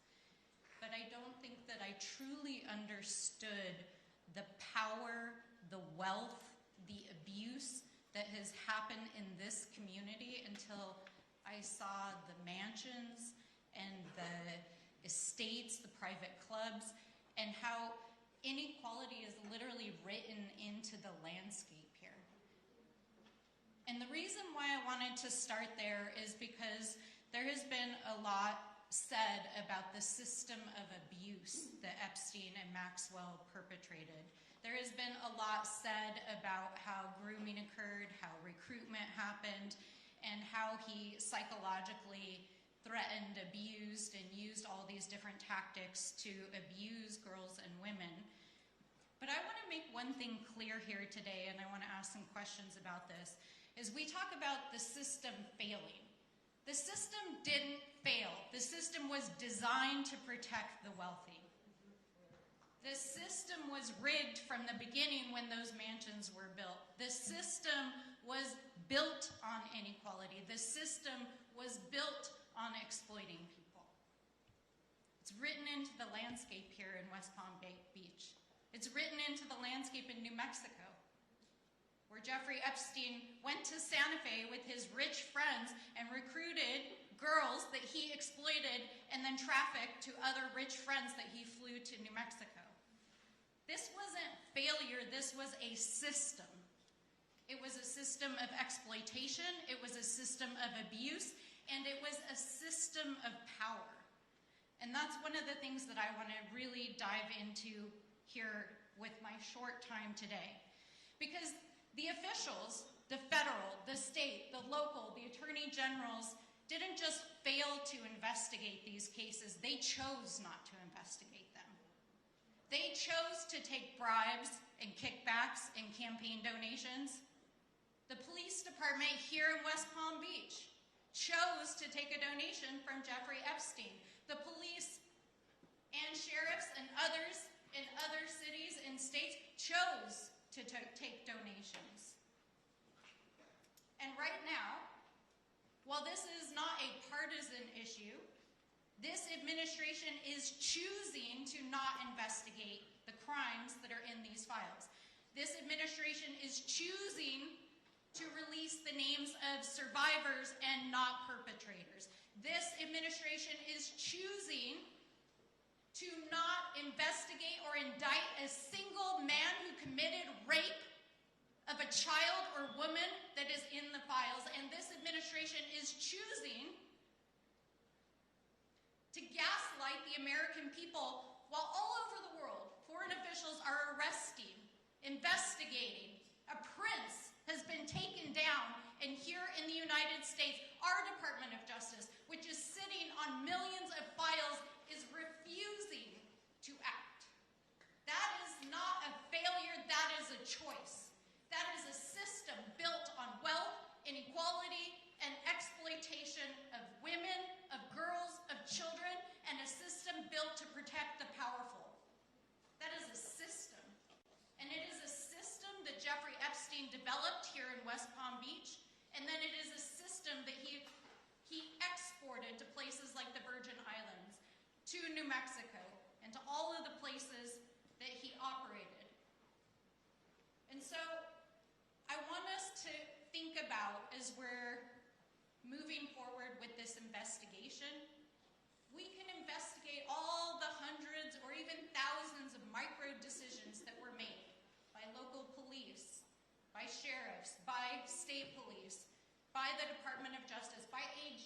chose to turn a blind eye and not prosecute these crimes. But the only way we are actually going to get justice in this case is by changing the system itself. And that's exactly what you guys are doing. And it's powerful. You're literally taking on the entire world right now and a system of wealth and inequality. So I want to ask the survivors, because I feel like you get asked all the time to retell your stories, and I've read your stories. Anyone can go in the files and read your stories, but I want to hear from you what justice would look like in this case. So maybe starting here in the end. It's always a sore subject, because I'm just like, at this point, honestly, I don't think justice will ever be served in this case. And that's just my experience of the past 20 years that I've dealt with it. If I were really optimistic, and it did, I think it would be, for one, the Crime Victims' Rights Act. We have to fix that law. Also, education in the school systems. Maybe like with the sex ed, or just there has to be more education on what grooming is, on what sex trafficking is. It's not, I think a lot of people have a picture in their head that is just not reality. And for me, being that this happened in Palm Beach County, I think there needs to be like a building, and I think that the first 72 hours that a survivor tells their story and comes forward and says, okay, I'm ready to tell this, and it's such a crucial time. I think there needs to be something dedicated in Palm Beach County to all of our childhoods that were lost and taken. When we came forward and we told our stories, man, I was treated like a criminal by the federal government. And I just think, I guess justice would be change.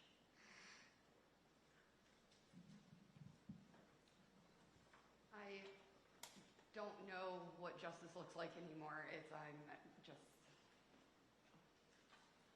blown away that this is our government that is handling this. But justice would be, like Courtney said, accountability. These people that did wrong should be held accountable for what they did to us. Of course, we know that. But do I think that is going to truly happen? Probably not. Look at how this has gone on. But education is so very important. Our kids are listening. They're watching this. They're hearing. And for the first time, for a lot of children, this is the first time they are even hearing about something like this. And so education is important. If we can't take these bad guys off the streets, let's teach our kids how to protect themselves in this. And so, but I hope the government gets it together. Maybe get some justice. I think justice starts with passing Virginia's law. I think that's a really great place to start, because justice shouldn't have a time limit, right? I know at almost 40, like I'm about to turn 40 this year, and I'm just able to look at my abuse. I'm just able to sit and write it and read it. And so I think there are a lot of survivors who have never come forward. So that would be a start, passing Virginia's law, changing the statute of limitations.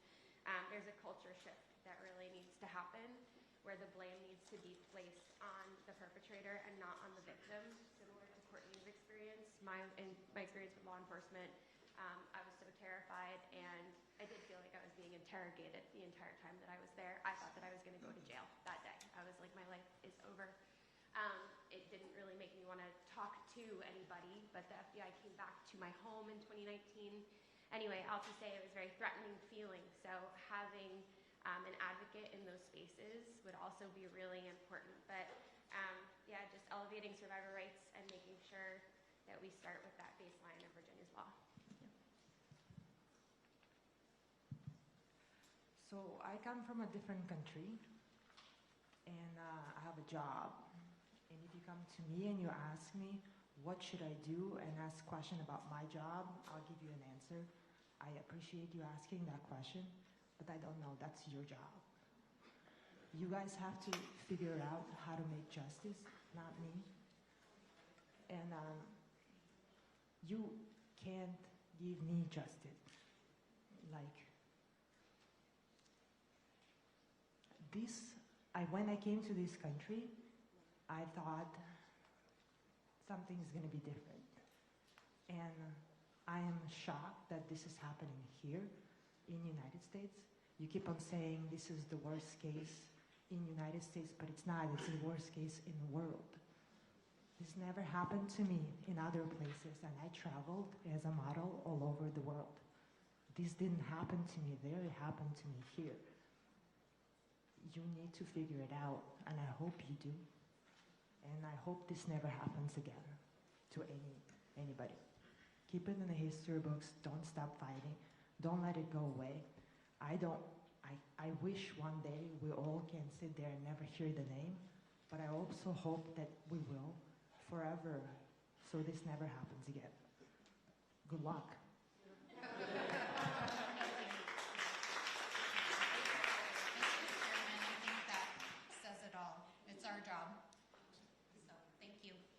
Thank you so much. Representative Frost. Thank you so much. I want to talk about something very specific. As we know, Jeffrey Epstein trafficked and abused women and girls, not just in Florida and New York, but internationally, across the globe. This case shines a light on the truth of sex trafficking, and it informs us as members of Congress of the changes and the reforms we need to pursue in many different areas that sometimes seem different but are all connected. I want to first thank you all for coming here today, especially the survivors, and sharing your stories. In many instances, we have seen that traffickers and sexual predators control employment opportunities for the people that they abuse. This happens everywhere, from working communities to the wealthiest and the most powerful pockets of society. Right here, this is from documents produced to the committee. It appears to show copies of passports in Epstein's possession belonging to young women. We believe many of these are survivors. Epstein's network is bigger than what many people understand. It's stretched across the entire globe. And we know that Epstein did not act alone. Him and his associates exploited financial and immigration systems, broken immigration systems, to traffic women and girls.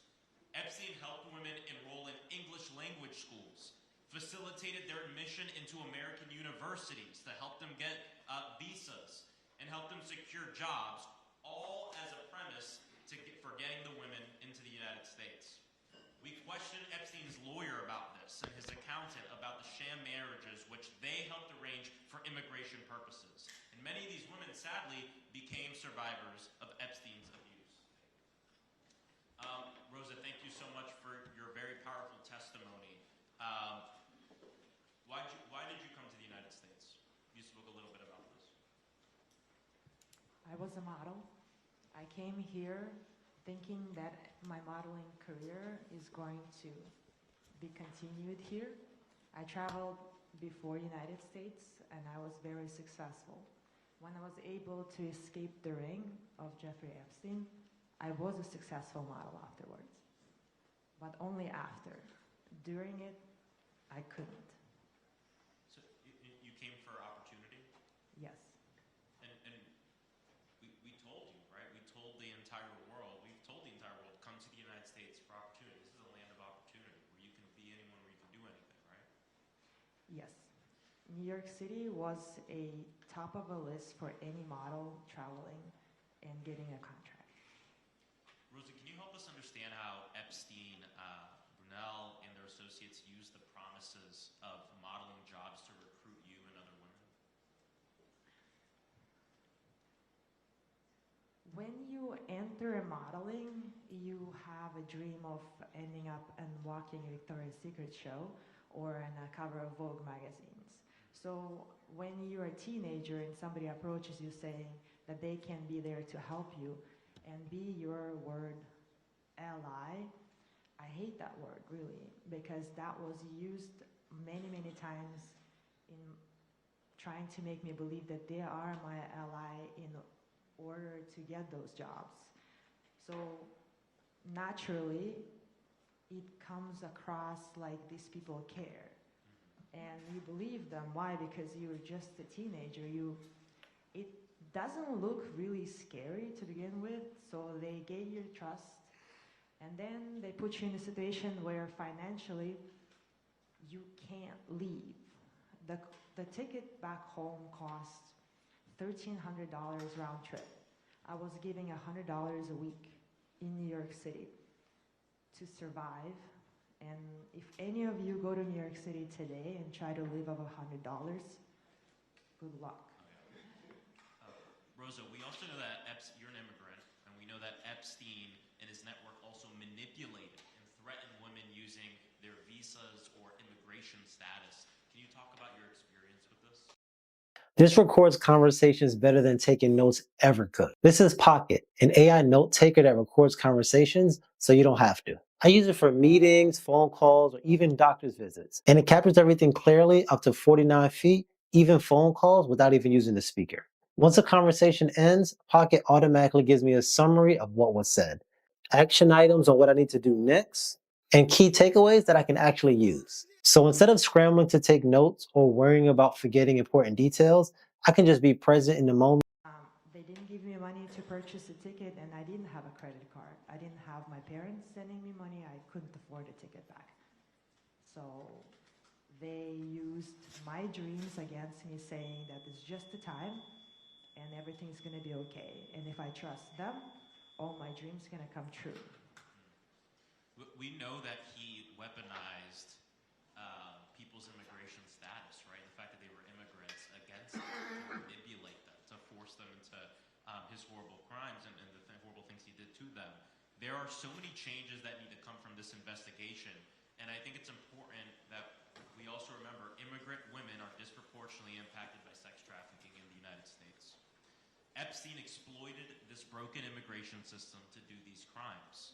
And I think your story and your testimony shows that, and many of the other stories and testimonies that we've heard. This investigation shows us that we have to fix this system, not just demonize immigrants. And in a moment where the same people that are obstructing this investigation, the same people who are engaged in the cover-up of this investigation are also the one demonizing immigrants across this country, shows us the real truth. That if we spent a modicum of the money and energy that this government is using to go terrorize our communities and round up innocent people, to go after the billionaire pedophiles and sex traffickers and people who have exploited this broken immigration system, maybe we had some justice here. And so just thank you so much for being here and sharing your testimony. I yield back.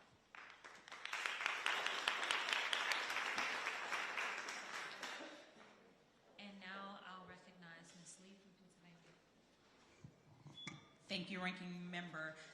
I want to start, like many, by just grounding us in the people who was just 17 when she was lured to work for Jeffrey Epstein with false promises and then threatened with her mother's illness. Rosa, who was trafficked across borders and abused for years. Courtney Wild, who not only survived abuse, but then had to lead a legal fight for recognition by a Department of Justice that was supposed to protect her.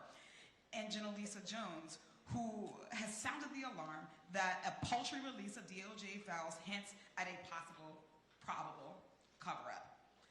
I just want to thank you all for being here, for continuing to show up, for your continued courage and your commitment to justice. We recognize that you are unfortunately four of very, very many more survivors, and I hope you know that your presence today means to survivors across this country how important it is to them. For decades, survivors have worked in good faith with law enforcement to try to expose Epstein and his co-conspirators, only to have their interests and their needs ignored. From a bogus non-prosecution agreement way back in 2008, to the inexcusable release of personal identifying information from Pam Bondi and Todd Blanche's DOJ.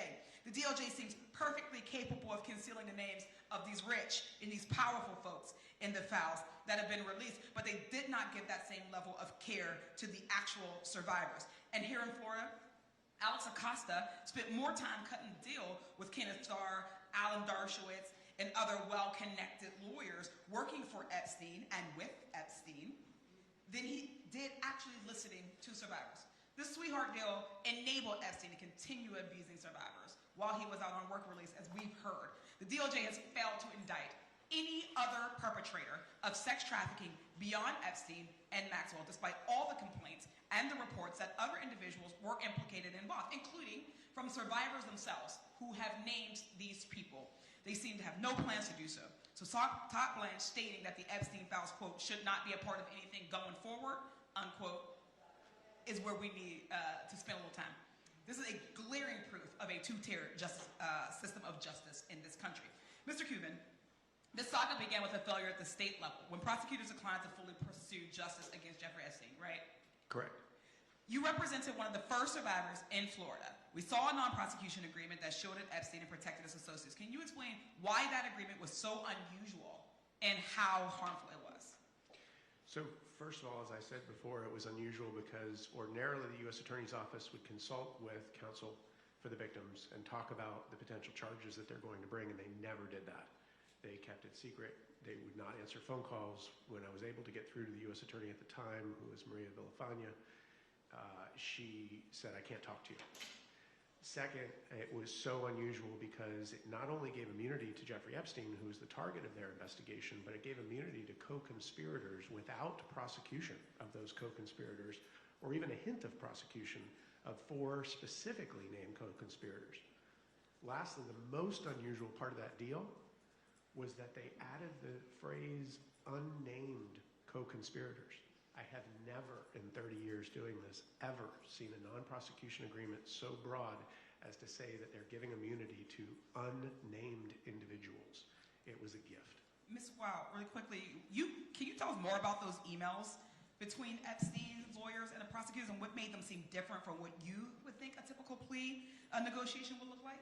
Yes, ma'am. When me and Brad Edwards were able to, we got the emails, it was literally friends. They were meeting at Starbucks, they were meeting off the record, wherever they wanted. These were friends literally negotiating how much time, what it would look like, what the charges were going to look like, what they were going to say during the grand jury. It was all scripted. It was all set up, cover up. I just want to say really quickly, does any survivor have you felt protected or seen or heard by the government? No, ma'am. Just no. The redactions, none of my information has been redacted.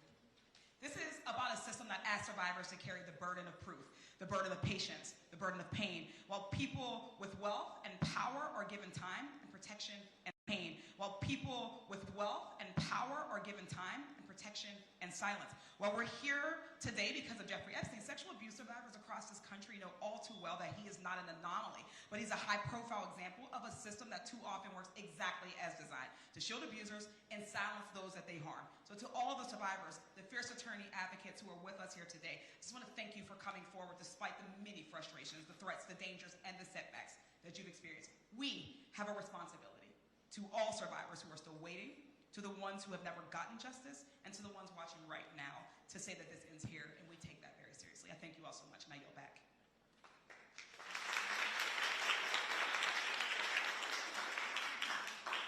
Thank you so much, Ms. Lee. And now I am going to recognize myself for 5 minutes. I've been smiling probably more than I am supposed to as I've sat here because y'all bring me so much joy. And let me tell you why. The reason is this. It's because in spite or despite this incompetent government, y'all have not backed down. For some people, it is the very first time that they're seeing your faces, but you have been there when no cameras are rolling. You have been there for decades, and you are still showing up. The reality is that you are not a child in this moment, but you know that other children are potentially being subjected to something similar in this exact moment. And it is your courage that is contagious. We don't have that, unfortunately, in Congress. We got a bunch of cowards. But your courage is contagious. Think about it this way. One of the things that I really want to clarify, because I have had an opportunity to hear some of your stories and meet with some of you in person and behind closed doors, a lot of people who potentially are not on the right side of history right now, one of the common questions they ask is, how is it that this could have happened to so many people, yet when you were going through your experience, you failed to see anybody else or know anything else, and you thought that you were all alone. And I know that that is something you have told me directly. So for the people that are watching and they're hearing numbers like, man, thousands of girls, but at the same time they're hearing, you know what, I never saw anything else. Whoever feels most comfortable, if you will, because for me, I don't think that I have that much confidence in the government overall doing what's right for the right reason, but it is the pressure from outside.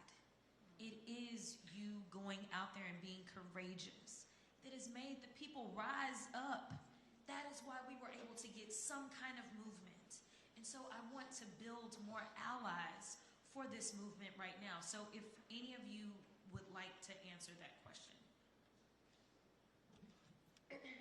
Thank you for that, first of all. But I think it starts with our young people knowing that they need to speak up.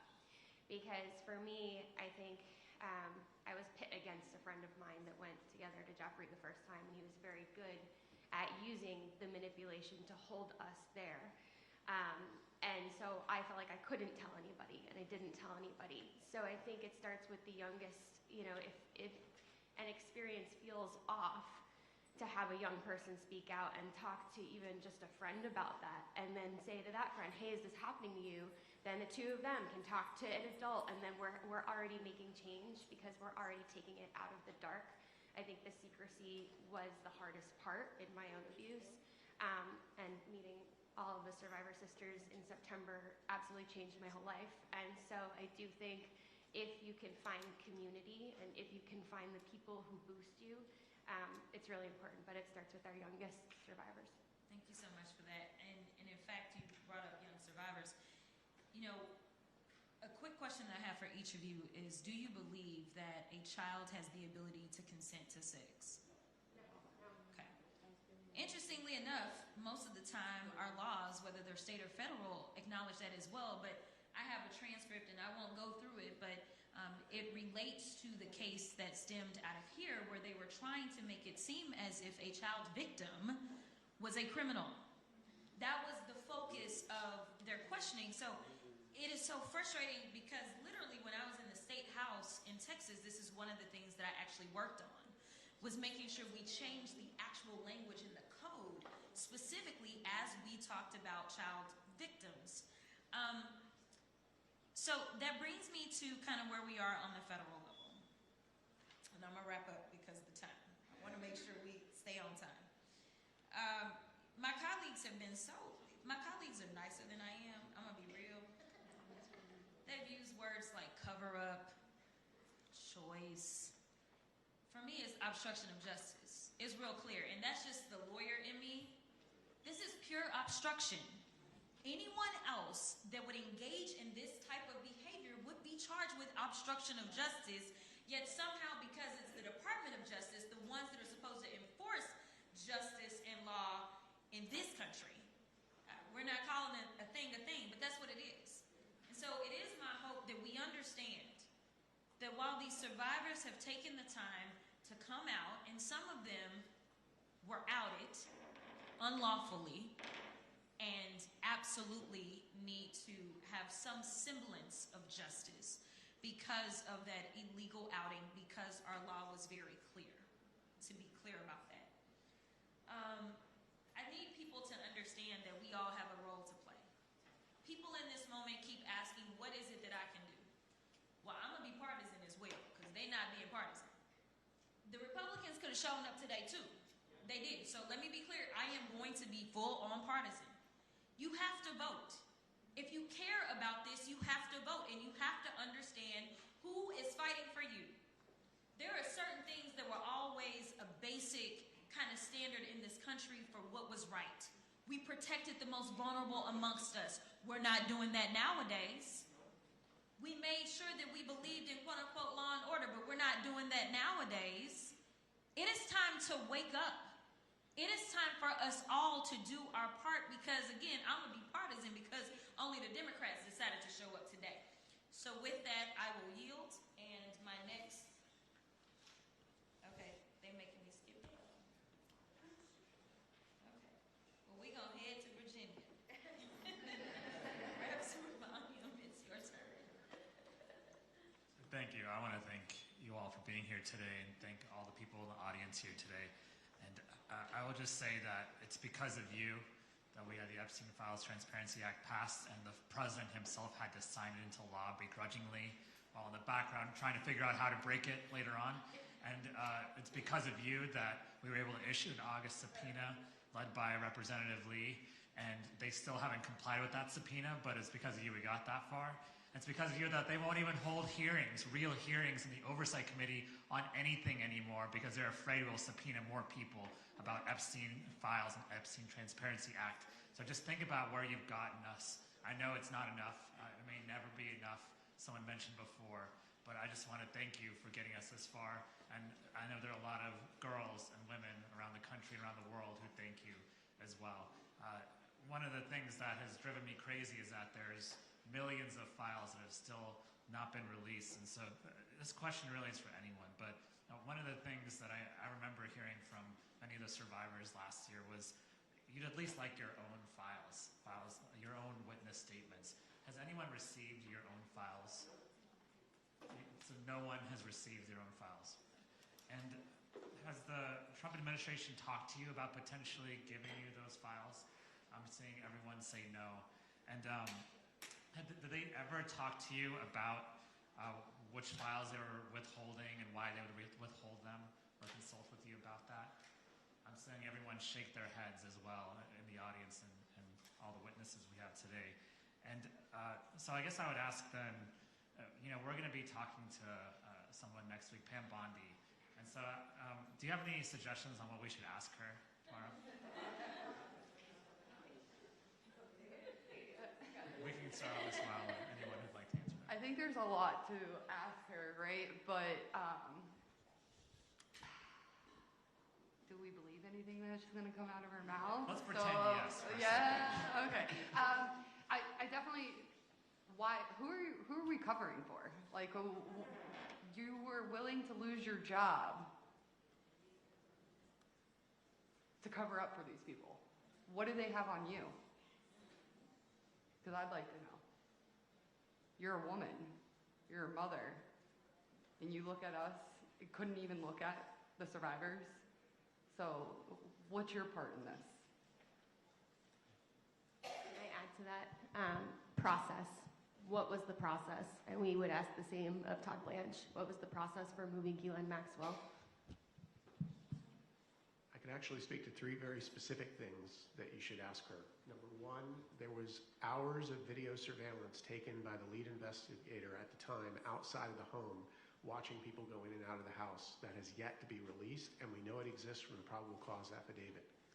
Secondly, back in October of 2003, there's record evidence that there were surveillance inside the home because cash was stolen from Mr. Epstein by one of his workers, and Sarah Kellen showed police that video from inside the home. That means surveillance cameras in fact existed in the home. Where is that video? And then lastly, Maxwell photographed everything. She loved taking photographs of people. That was her passion. They have not released even a fraction of the photographs that Maxwell took. So I'm just going to add on to Danny's point about process and be. What if you could clean your retainer with a touch of a button? For the last 4 years, we've been developing an incredibly quick, easy, and effective way to deep clean all appliances. When an all appliance is not cleaned properly, acid-producing Streptococcus bacteria can build up and slowly dissolve your teeth over time. Maybe you currently clean your retainer with a toothbrush. Did you know that you are scratching your retainer and creating grooves which cause these bacteria to grow faster? This makes everything worse, as well as being really manual and boring. The Dental Pod makes your life so much easier. It uses... That's okay, Danny. Her lawyer went back and said redact Danny Benske's name. The second time the files were released, the DOJ had not just the list of the names that the lawyers requested to be redacted, but also correspondence that said Danny's name was released in the first batch and a request to redact. Her name then appeared in the second batch. Another correspondence went to DOJ about Danny specifically. And then there was a third batch of documents. In the third batch of documents, I think Danny's name, her address, a picture of her dog, you name it, it was in the third batch. So I think we need to give examples, and I think we need a deep understanding of what transpired so that a group of high-powered lawyers were not able to identify names and properly redact them. Thank you. I yield back. Thank you. We're going to move on to Missouri. Brett Bell.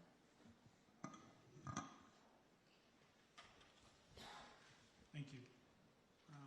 Before I get to my questions, I want to say something to the witnesses before us. I spent years as a prosecutor, and in cases that involved serious abuses like these, in a county that issued 8 to 10,000 cases a year, I obviously couldn't handle all of them by myself. But any case that involved serious abuses like these, I made myself available personally to the survivors.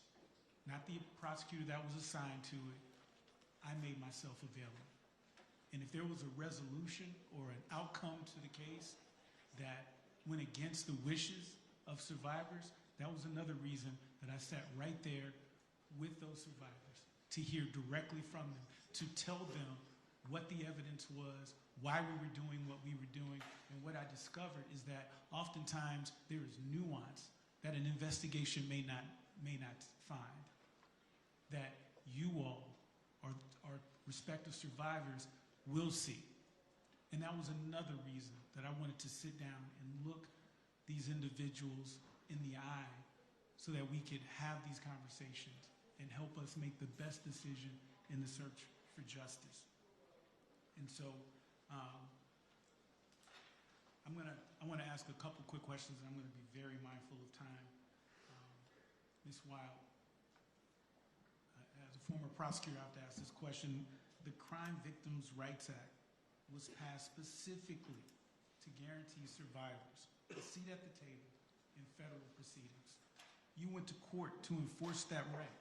In your experience, was that promise ever actually kept? No. That promise was never kept. And during the federal investigation, see, and that's why it was so wishy-washy, because Alex Acosta had the federal investigation.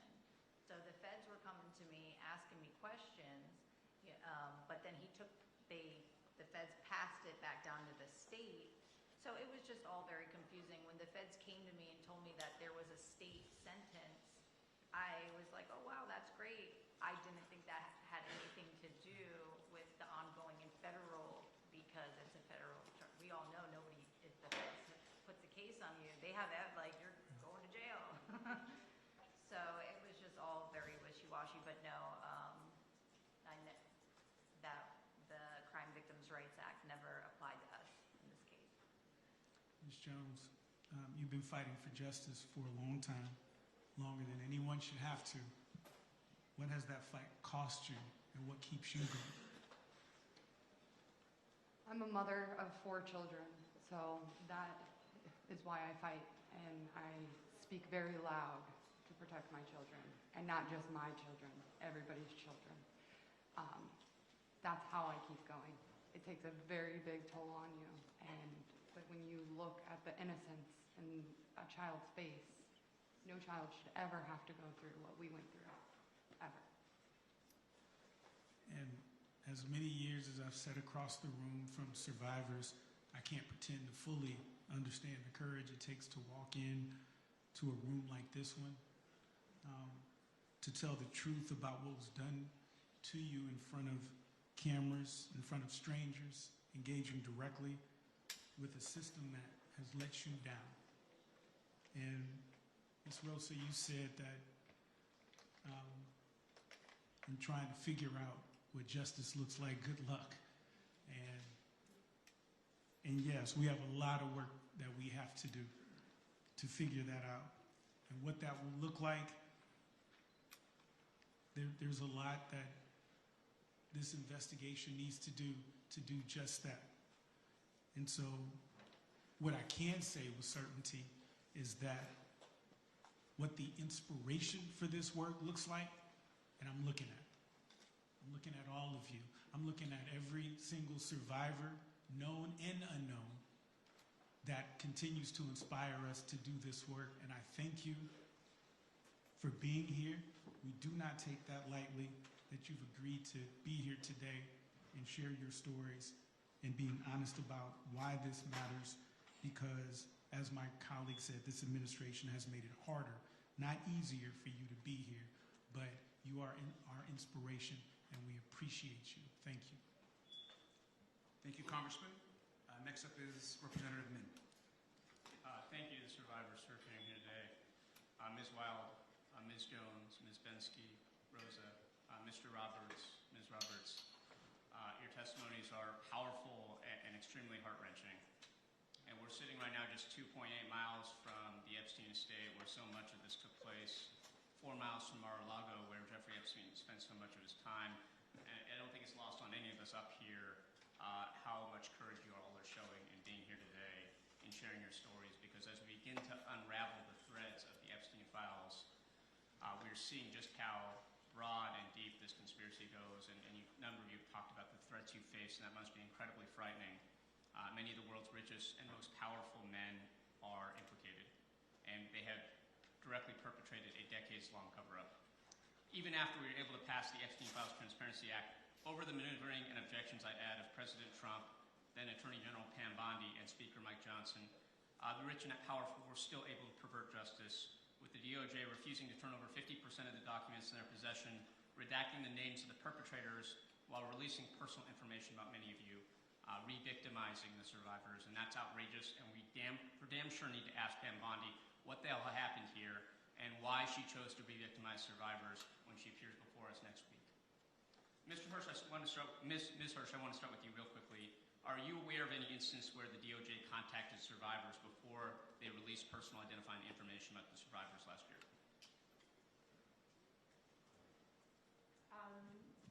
The DOJ did not contact survivors directly, but we at World Without Exploitation did reach out to DOJ.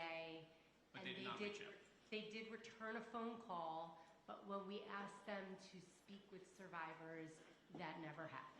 And that's outrageous, because the DOJ is supposed to represent justice for people who are victims of crime, not re-victimizing them, not protecting the perpetrators of crime.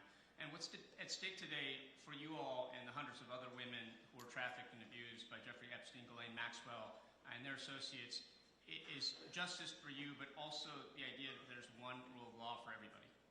That we don't have one set of rules for the rich and powerful, the Epstein elites, and another that applies to the rest of us. As I've said before, I spent my career fighting for the rule of law. This is very important to me. I also started my career at the Securities and Exchange Commission, prosecuting corporate fraud, then taught banking law at UC Irvine, and I also know that following the money is the first rule of tracking down any kind of major criminal conspiracy. And as I just want to reiterate the points that were made earlier by Rep. Tricia Murthy, by you, Ms. Roberts, that we need to follow the money, that Epstein survivors have sued and won settlements from a number of large financial institutions, including Bank of America, JP Morgan, and Deutsche Bank, hundreds of millions of dollars. We need to get the SARS reports from Treasury. We need the SEC, Treasury, and the banking regulators to investigate and potentially prosecute anyone or any institution that was complicit in covering up or helping facilitate the Epstein trafficking ring. Now, Mr. Kuban, you've stated previously that Epstein would never have been able to get away with this horrendous crimes without the complicity of banks, the big banks, and back in 2023 you stated, I've always said that he would never be able to molest these young girls without the banks and the money behind it. Could you briefly elaborate on what you meant when you said that? Correct. So we found during our original litigation back at the inception that he was pulling out large amounts of cash and transferring funds back and forth, and large amounts of cash were coming out of the banks. There were never any questions that were being asked of him at the time. And in fact, as I alluded to before, even back in 2003, he had envelopes filled with cash that he even reported to police that had been stolen from his home. And the banks appeared to be working with him, not questioning him, because of all of the money he was moving through those institutions. It is a damn shame that the Department of Justice and the FBI have never followed this thread, even though it's something that is very, very important.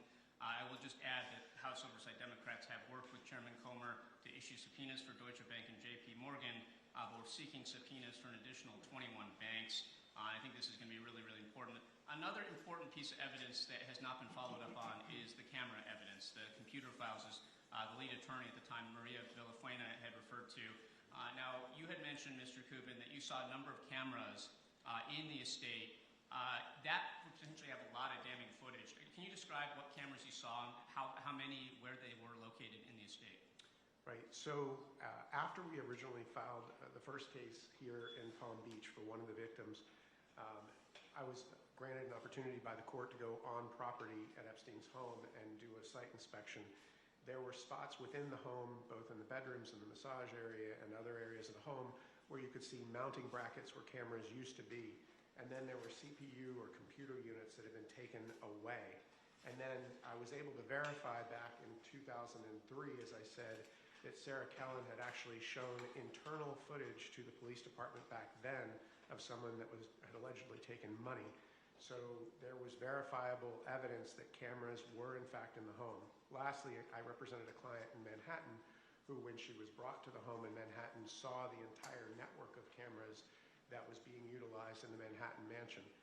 None of that video has been released today. And in fact, lead attorney, I'll just close with this, Maria Villafuena had said that that was a smoking gun, this evidence. They knew exactly where it was, and Alex Acosta, who was then the U.S. Attorney for the District of Florida, refused to investigate this or actually seek to have this turned over. I want to thank you all again. Thank you for your courage in being here today. Thank you, Congressman. Next is Representative Randall. Thank you, Mr. Ranking Member, and thank you to each of you for being here today. I especially want to thank those of you who shared your stories about surviving unimaginable abuse. We thank you for your immense bravery, which we do over and over again, but also for your willingness to relive your trauma in pursuit of justice. I know you've waited far too long and are still waiting, but from the bottom of my heart, please know that you are seen and heard by every member of Congress in this room, and we will make sure that your stories are not ignored. Former Attorney General Bondi literally kept her back turned away from a room full of survivors. We've seen the photo. We are here to do the opposite. We are here to walk alongside you and to shine a light on the stories that you have shared over and over. We'll keep fighting for truth, for transparency, and an end to this shameless DOJ cover-up of all the information relating to the heinous crimes of this Epstein case. DOJ's document productions to date have released very little new information about Epstein's co-conspirators. In fact, we know that there are more than 2.5 million documents still hidden. But unfortunately, as we have heard today, recent releases have exposed private and personal identifying information of survivors. DOJ has created serious risk to safety for survivors and published names and photographs, some of them very explicit. Survivors have also shared with the committee that in multiple instances, as we heard again today, loved ones didn't know that you had been abused by Epstein until that information was released publicly. Every Oversight Democrat sent Pam Bondi a letter back in February to express alarm at DOJ for publishing survivor names and photographs thousands of times, while taking special care to redact information that could be crucial for bringing justice and holding perpetrators of abuse accountable. The sheer amount of personal identifiable information released after survivors got assurances from DOJ that they would be protected raises the question of whether this is just incompetence or, far more likely, deliberate witness intimidation. Ms. Bensky, you have spoken about this, about the harm of DOJ's sloppy Epstein file release that has caused you and other survivors. You spoke about your own name being released despite repeated requests to redact it. Will you share again for us, for the record, what that experience meant to you and other survivors to have your information be exposed? Yeah, I mean, I am public, and that's a choice that I made, but never in my life did I expect for anybody to read intimate details of abuse. To me, it's always been about protecting others. And, you know, unfortunately, I have friends in this story, and to see somebody's name out there who has worked so hard to move past this in life is something, it sends a shockwave through your body. It hits you like reading your own name in the file first. Just like I went into the files thinking I would have to look pretty hard to find things, type my last name in, and everything came up, right? And it's like, there's like a hot flash moment, right? It hits you sort of like a bullet to the chest where you're like, oh my God, it's that feeling of like that PTSD is real, right? So the PTSD of the trauma that I endured definitely came back, and then you're reading on, and then you see more, and you see survivors being outed. A survivor that I had said, you know, don't ever worry, you've always been a Jane Doe. So, and to feel the impact of that is something that I will carry forever.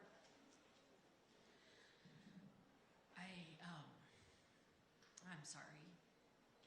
I feel like you deserve an apology from your government, and, you know, as Democratic members of Congress, we are here to continue to work with you.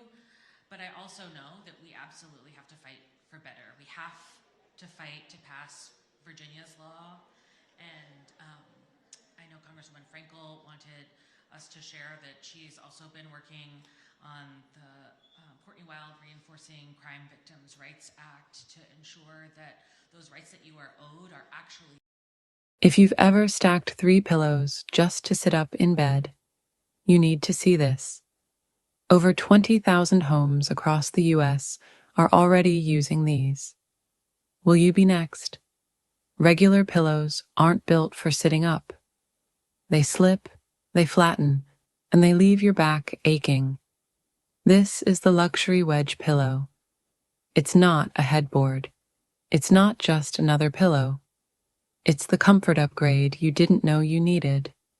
It supports your back. Bondi and Acting Attorney General Todd Blanche promised truth and transparency regarding the Epstein files. They have instead led the most egregious cover-up in American history. Despite their public assurances, Pam Bondi released Epstein files at an excruciatingly slow pace, and when she did, as we heard in powerful testimony today, protected the names of rich and powerful men who committed the crimes while revealing the identities of survivors. In March of 2026, the DOJ admitted that it withheld almost 48,000 files from public release, including allegations against President Trump. The Trump-Epstein administration continues to try to cover it up to this day. President Trump has said most recently that we should stop wasting time and energy on the Epstein files. He's called the fight for the release of the files and transparency, and I quote, a hoax. Abuse and trafficking of thousands of minors is not a hoax. Abuse and sexual exploitation of women is not a hoax. Survivors deserve the truth, and the American public deserves the truth. Ms. Jones, you have said that you, and I quote, put your hope in President Donald Trump and that you believe that he would do right by the survivors. Now, do you believe that he has broken his promise? He's broken many promises. Thank you. I want to remind everyone that former Congresswoman Marjorie Taylor Greene alleges that during a phone call, President Trump told her that if he was to release the Epstein files, and I quote, my friends are going to get hurt. And now the Trump Department of Justice that is responsible for overseeing the release of the Epstein files claims that there is nothing more to investigate in the Epstein case. Todd Blanche met with Ghislaine Maxwell, Epstein's accomplice, before moving her to a cushy, minimal security prison. It is so ridiculous and insulting.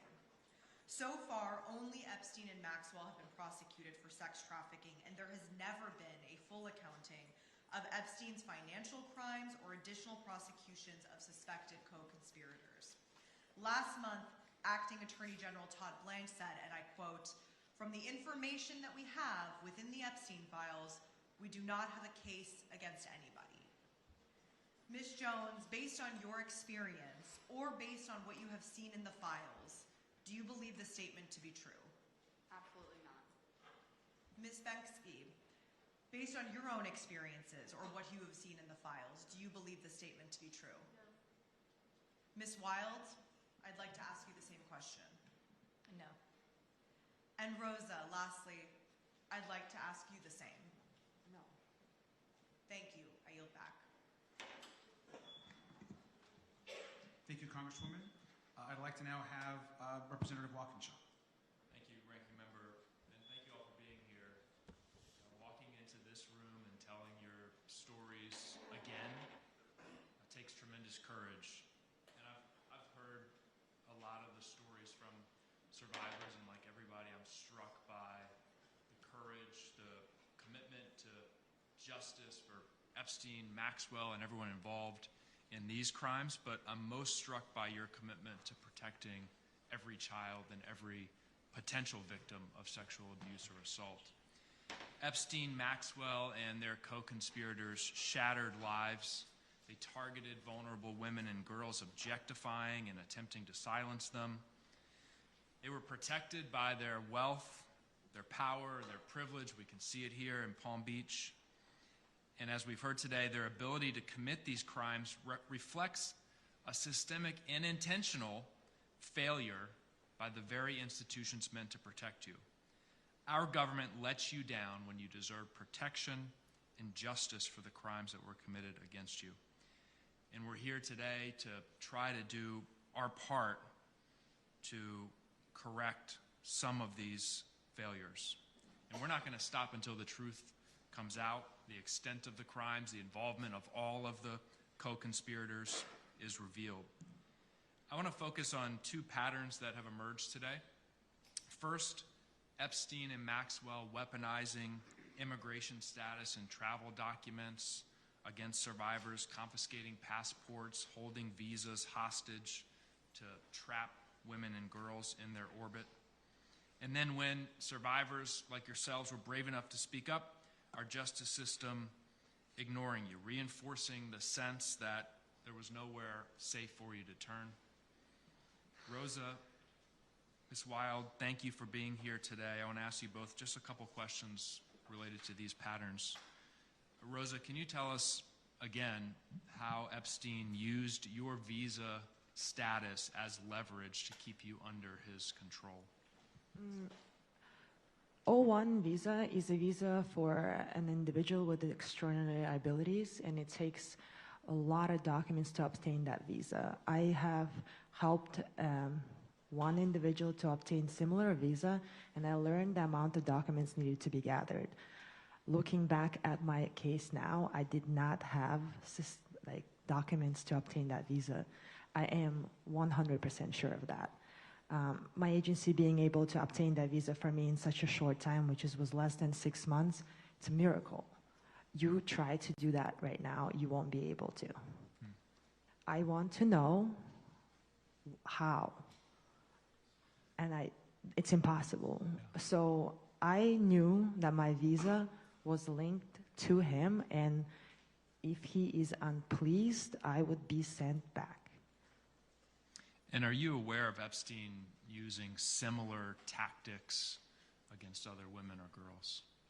I have personally met a foreigner girl at his mansion in West Palm Beach, and I personally have not seen a foreigner come forward to tell the story, and I hope my case will bring more people out in front, because there are many other people who speak broken English or don't speak English at all who can tell their stories. Thank you. Ms. Wild, you were 14 as you testified when you first encountered Mr. Epstein. Is this you? Yes. A child? Yes.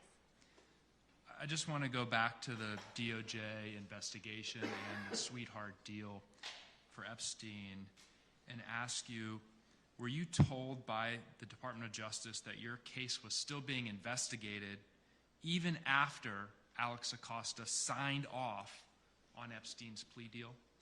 Yes, they sent me a paper in the mail. My attorneys have it. that saying it was going to be a lengthy process and that, they were doing everything that they could to put him away. But at that time, when the letter was dated, it had already been signed, the non-prosecution agreement. You learned later that they had already signed the deal. Yes. So that letter they sent you was a lie. They lied to you. Yes. Thank you. Thank you both. I yield back. Thank you, Congressman. Next up is Representative Presley. Thank you to Congresswoman Lois Frankel. Thank you to Ranking Member Garcia, to Congresswoman Summer Lee. Your efforts made today possible, and of course, thanks to our courageous survivors. I've been on this committee since I was a freshman, and Elijah Cummings, the great Elijah Cummings, our chair at the time, would often remind us that the role of the Committee on Oversight, our mandate, is to be an efficient and effective pursuit of the truth. Now, that pursuit is what brings House Democrats here today. Because instead of Epstein's victims being met with efficiency, they've been met with obstruction and delays by law enforcement and by the Department of Justice. Instead of Epstein's victims being met with effectiveness, they've been met with systemic cover-up. And I would add cowardice of those who were intimidated by the power and the privilege of Jeffrey Epstein, Ghislaine Maxwell, and their co-conspirators. So today, we are here to shine a light, because sunlight is the best disinfectant. We are here to shine a light on the corruption, on the failures of this investigation. But most of all, we are here to center the survivors, to center the courageous. Survivors who are grown women before you, but who were children. Children whose innocence was corrupted, whose bodies were violated, whose dreams were destroyed, whose lives were irrevocably changed. Maria, Courtney, Jenalisa, Danny, Rosa, and Sky and Amanda, here for Virginia, we thank you. Congress enacted the Crime Victims' Rights Act in 2004 to mandate specific obligations for the Department of Justice to ensure that survivors are protected, informed, and able to heal. Now, Mr. Kubin, you've spent decades representing survivors and fighting for transparency around the federal government's handling of their cases. Can you speak to how the federal government violated, after their bodies were violated, after their dreams, their dignity, their lives were violated, how were their rights violated? It was our understanding after the release of documents and the bravery of Ms. Wild here at the end in her case that was brought and the final disclosure of all those documents, it showed that the federal government and the state attorney's office colluded together to not bring an indictment because they knew that if they did, then the Crime Victims' Rights Act would then be triggered and they would have to inform the victims of what they were doing. So what we learned was they intentionally kept it out of the hands of victims so that the victims couldn't object or have any say in the process by secretly doing this deal that they did. And the federal judge, very brave federal judge Mara, found that there was a violation of the act here in the Southern District. And unfortunately, because of the way the law was written, there was absolutely no way to get them any justice or any remedy as a result. That's right. So they weren't notified, they were not consulted, they were not given the opportunity to participate in proceedings that directly affected their lives and their safety. These rights are supposed to be guaranteed by the Crime Victims' Rights Act. Now, would any survivors like to speak to any examples to share about how the federal government ignored or neglected your case? I see the clock is ticking here. Would anyone else like to speak to that? How about this? Let me just say this as a survivor myself. I know that this is not only about your safety that you were robbed of, your innocence and your dreams. Survivors are also forced to carry the financial burden of abuse. lost wages, housing instability, medical expenses, legal fees, security costs, trauma that impacts your daily life. Could any of you speak to that? We have put ourselves on the front line and spoke out and put our face to the public when we should have never had to. And that comes with a huge toll. Now every job that we apply for, they Google us. They know our most personal information of things that happen to us as children. That is forever, forever going to follow us. We don't get that back. We don't get that luxury. So that is just the one of the most important things that comes with the weight of this. All because the government couldn't do their job. May I heard this before from the survivors. I'm a really cool person if you meet me outside of here. I have a life stories, but these release of documents made me something else. And I can't do daily task without certain help. And I have a support system and I'm grateful for it. But if I didn't, I don't think I would be here today alive. So it's really hard. I want to tell the world, like, it's hard to be here today. I'm very uncomfortable. I'm trying to look like I'm okay, but I'm not okay. Yes, would anyone else like to speak to the financial burden of abuse, lost wages, housing instability, medical expenses, legal fees, security costs? So I was gonna, when I was younger, when I met Jeffrey, I experienced a lot of homelessness. So I think I misunderstood your question, but Oh, no, say whatever you would like. Yes, ma'am. I was just gonna say that, just like you were walking over the bridge, a 14-year-old going to Palm Beach, it was like, as soon as you go over that bridge, you just feel the money and power, and it's just such a contrast. If you go down Okeechobee to Okeechobee and the Turnpike, there's a road called Drexel, and it's a mobile home street. There's a lot of, that's where I came, that's where I was from. So to go from here to there is just, it's so confusing. I was homeless. My parents had addiction problems. He prayed. He knew what he was doing. It was all very calculated, and then later on, the fact that he used those things against me. We had the feds pulling up our MySpaces, treating us like criminals because we were at a party at 16 and 17 drinking, rather than going out.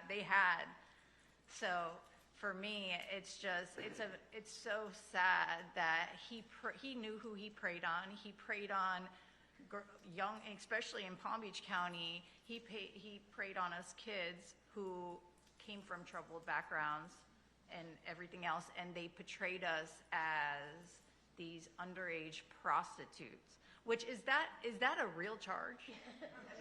Is it? Like, what was the statute number? I'm on his charge that he took. Spencer should, right? Is that a real charge? It was bizarre to us even at the time, but it made absolutely no sense, and the statutory guidance was very questionable given that they were minors. But speaking to Representative's question specifically and representing survivors over the last 30 years now, it affects not just the survivor, it affects their family, it affects the way they raise their own children if they have daughters. It affects their mental stability and ability to maintain employment.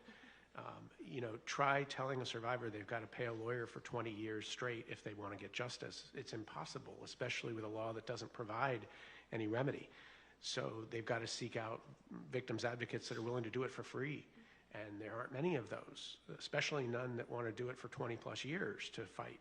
So the financial ramifications of being a victim, especially of somebody with unlimited resources, is dramatic. Can I add to that? I think also to continue this fight, we're all here right now. And this isn't the only thing I'm sure we're all doing this week to talk about getting the messaging out. Advocacy is expensive.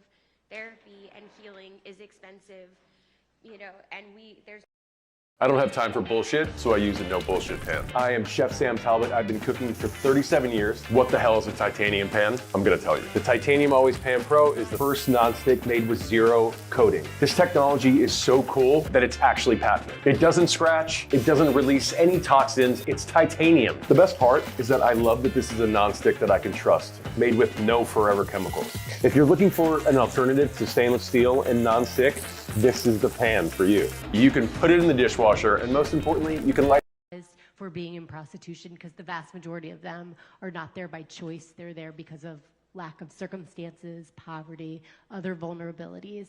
And what we see so often is that traffickers deliberately use that notion that the women and girls will be arrested for prostitution as a tactic. It is the number one tactic in order to make sure that survivors, victims are too terrified and too traumatized to talk. So we've got a lot of work to do. And I just want to, again, I thank you all and thank you for being prescriptive with a number of the legislative responses to address these systemic harms. I'll just say that there is no amount of compensation that could ever fully account for what was stolen. But every single survivor certainly deserves much more than sympathy. And that is the work that I'm committed to doing alongside of you legislatively. Thank you. Thank you. Thank you, Congresswoman. I'd like to turn it over now to Representative Frankel. Thank you. Thank you again for being here. Let me just start with Courtney. You and I met many, many years ago. And just to let you know, I took for heart what you said. And myself and colleagues, Democratic Women's Caucus, we have filed a bill many years in a row named after you to make sure we can get these rights that you talked about. And the Courtney Wild bill would assert that the victims of federal crimes are entitled to all the rights guaranteed under the original Crime Victim Rights Act, regardless of if the charges are filed in court. And then it lists out a whole set of criteria. So I want to thank you for your bravery.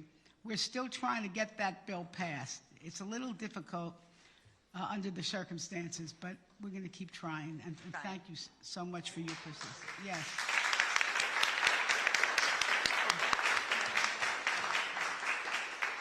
Now, I want to tell everybody, I don't think I was able to tell you exactly why it took so long to have this hearing in Palm Beach County. Because I think many of us always believe there are 3 witnesses who have been missing, who must be asked the question, why did Jeffrey Epstein get the deal that he got, and why were the survivors so mistreated in the grand jury room? And those people are Barry Krischer, who was the state attorney, Lana Bevlevic, I don't know if I'm saying that name right. She was one of the prosecutors in that grand jury, and Mary Ann Dugan, who was one of the prosecutors. I've requested for many years that those people be subpoenaed. We almost had an opportunity. In 2019, Karen Maloney was the chair of our Oversight Committee. The Democrats were in charge. We actually scheduled to have this hearing here. And what happened was the Justice Department had engaged the Maxwell prosecution, and they said they would not allow survivors to testify.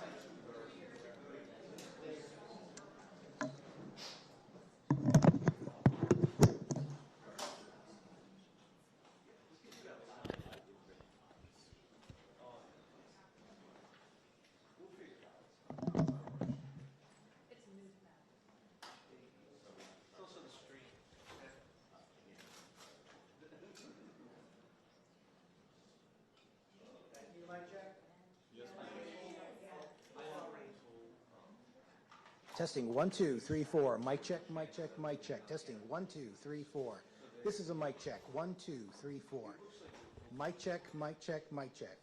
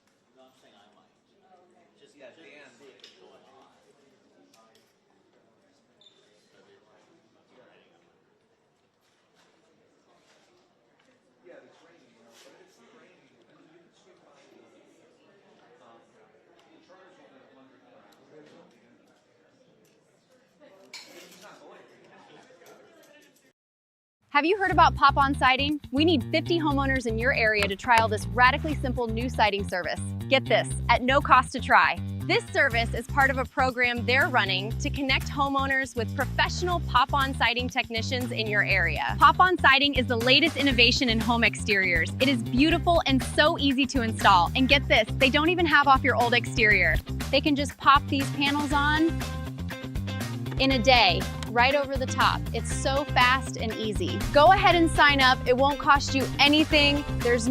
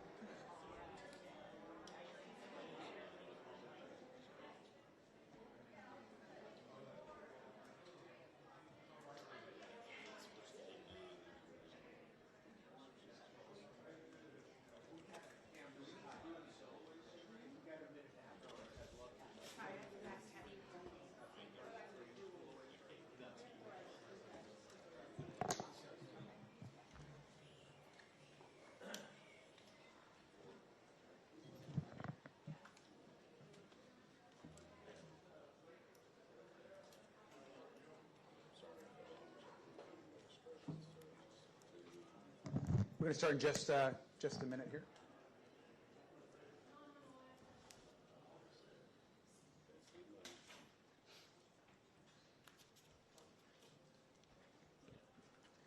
Okay, well, thank you. My name is Robert Garcia. I'm the ranking member of the Oversight Committee. Of course, I'm here with members of the Oversight Committee on the Democrats that are clearly focused today on the survivors and accountability, truth, and justice. We're going to hear from some of our committee members here in just a second. I want to just give some thoughts and then answer any questions. Now, we're here in Palm Beach County because so much of this investigation brings us back to this location. We know that the crimes of Jeffrey Epstein and Ghislaine Maxwell, the horrible things that happened to so many women and girls, totaling 1,200, could have been stopped and halted had authorities here been listened to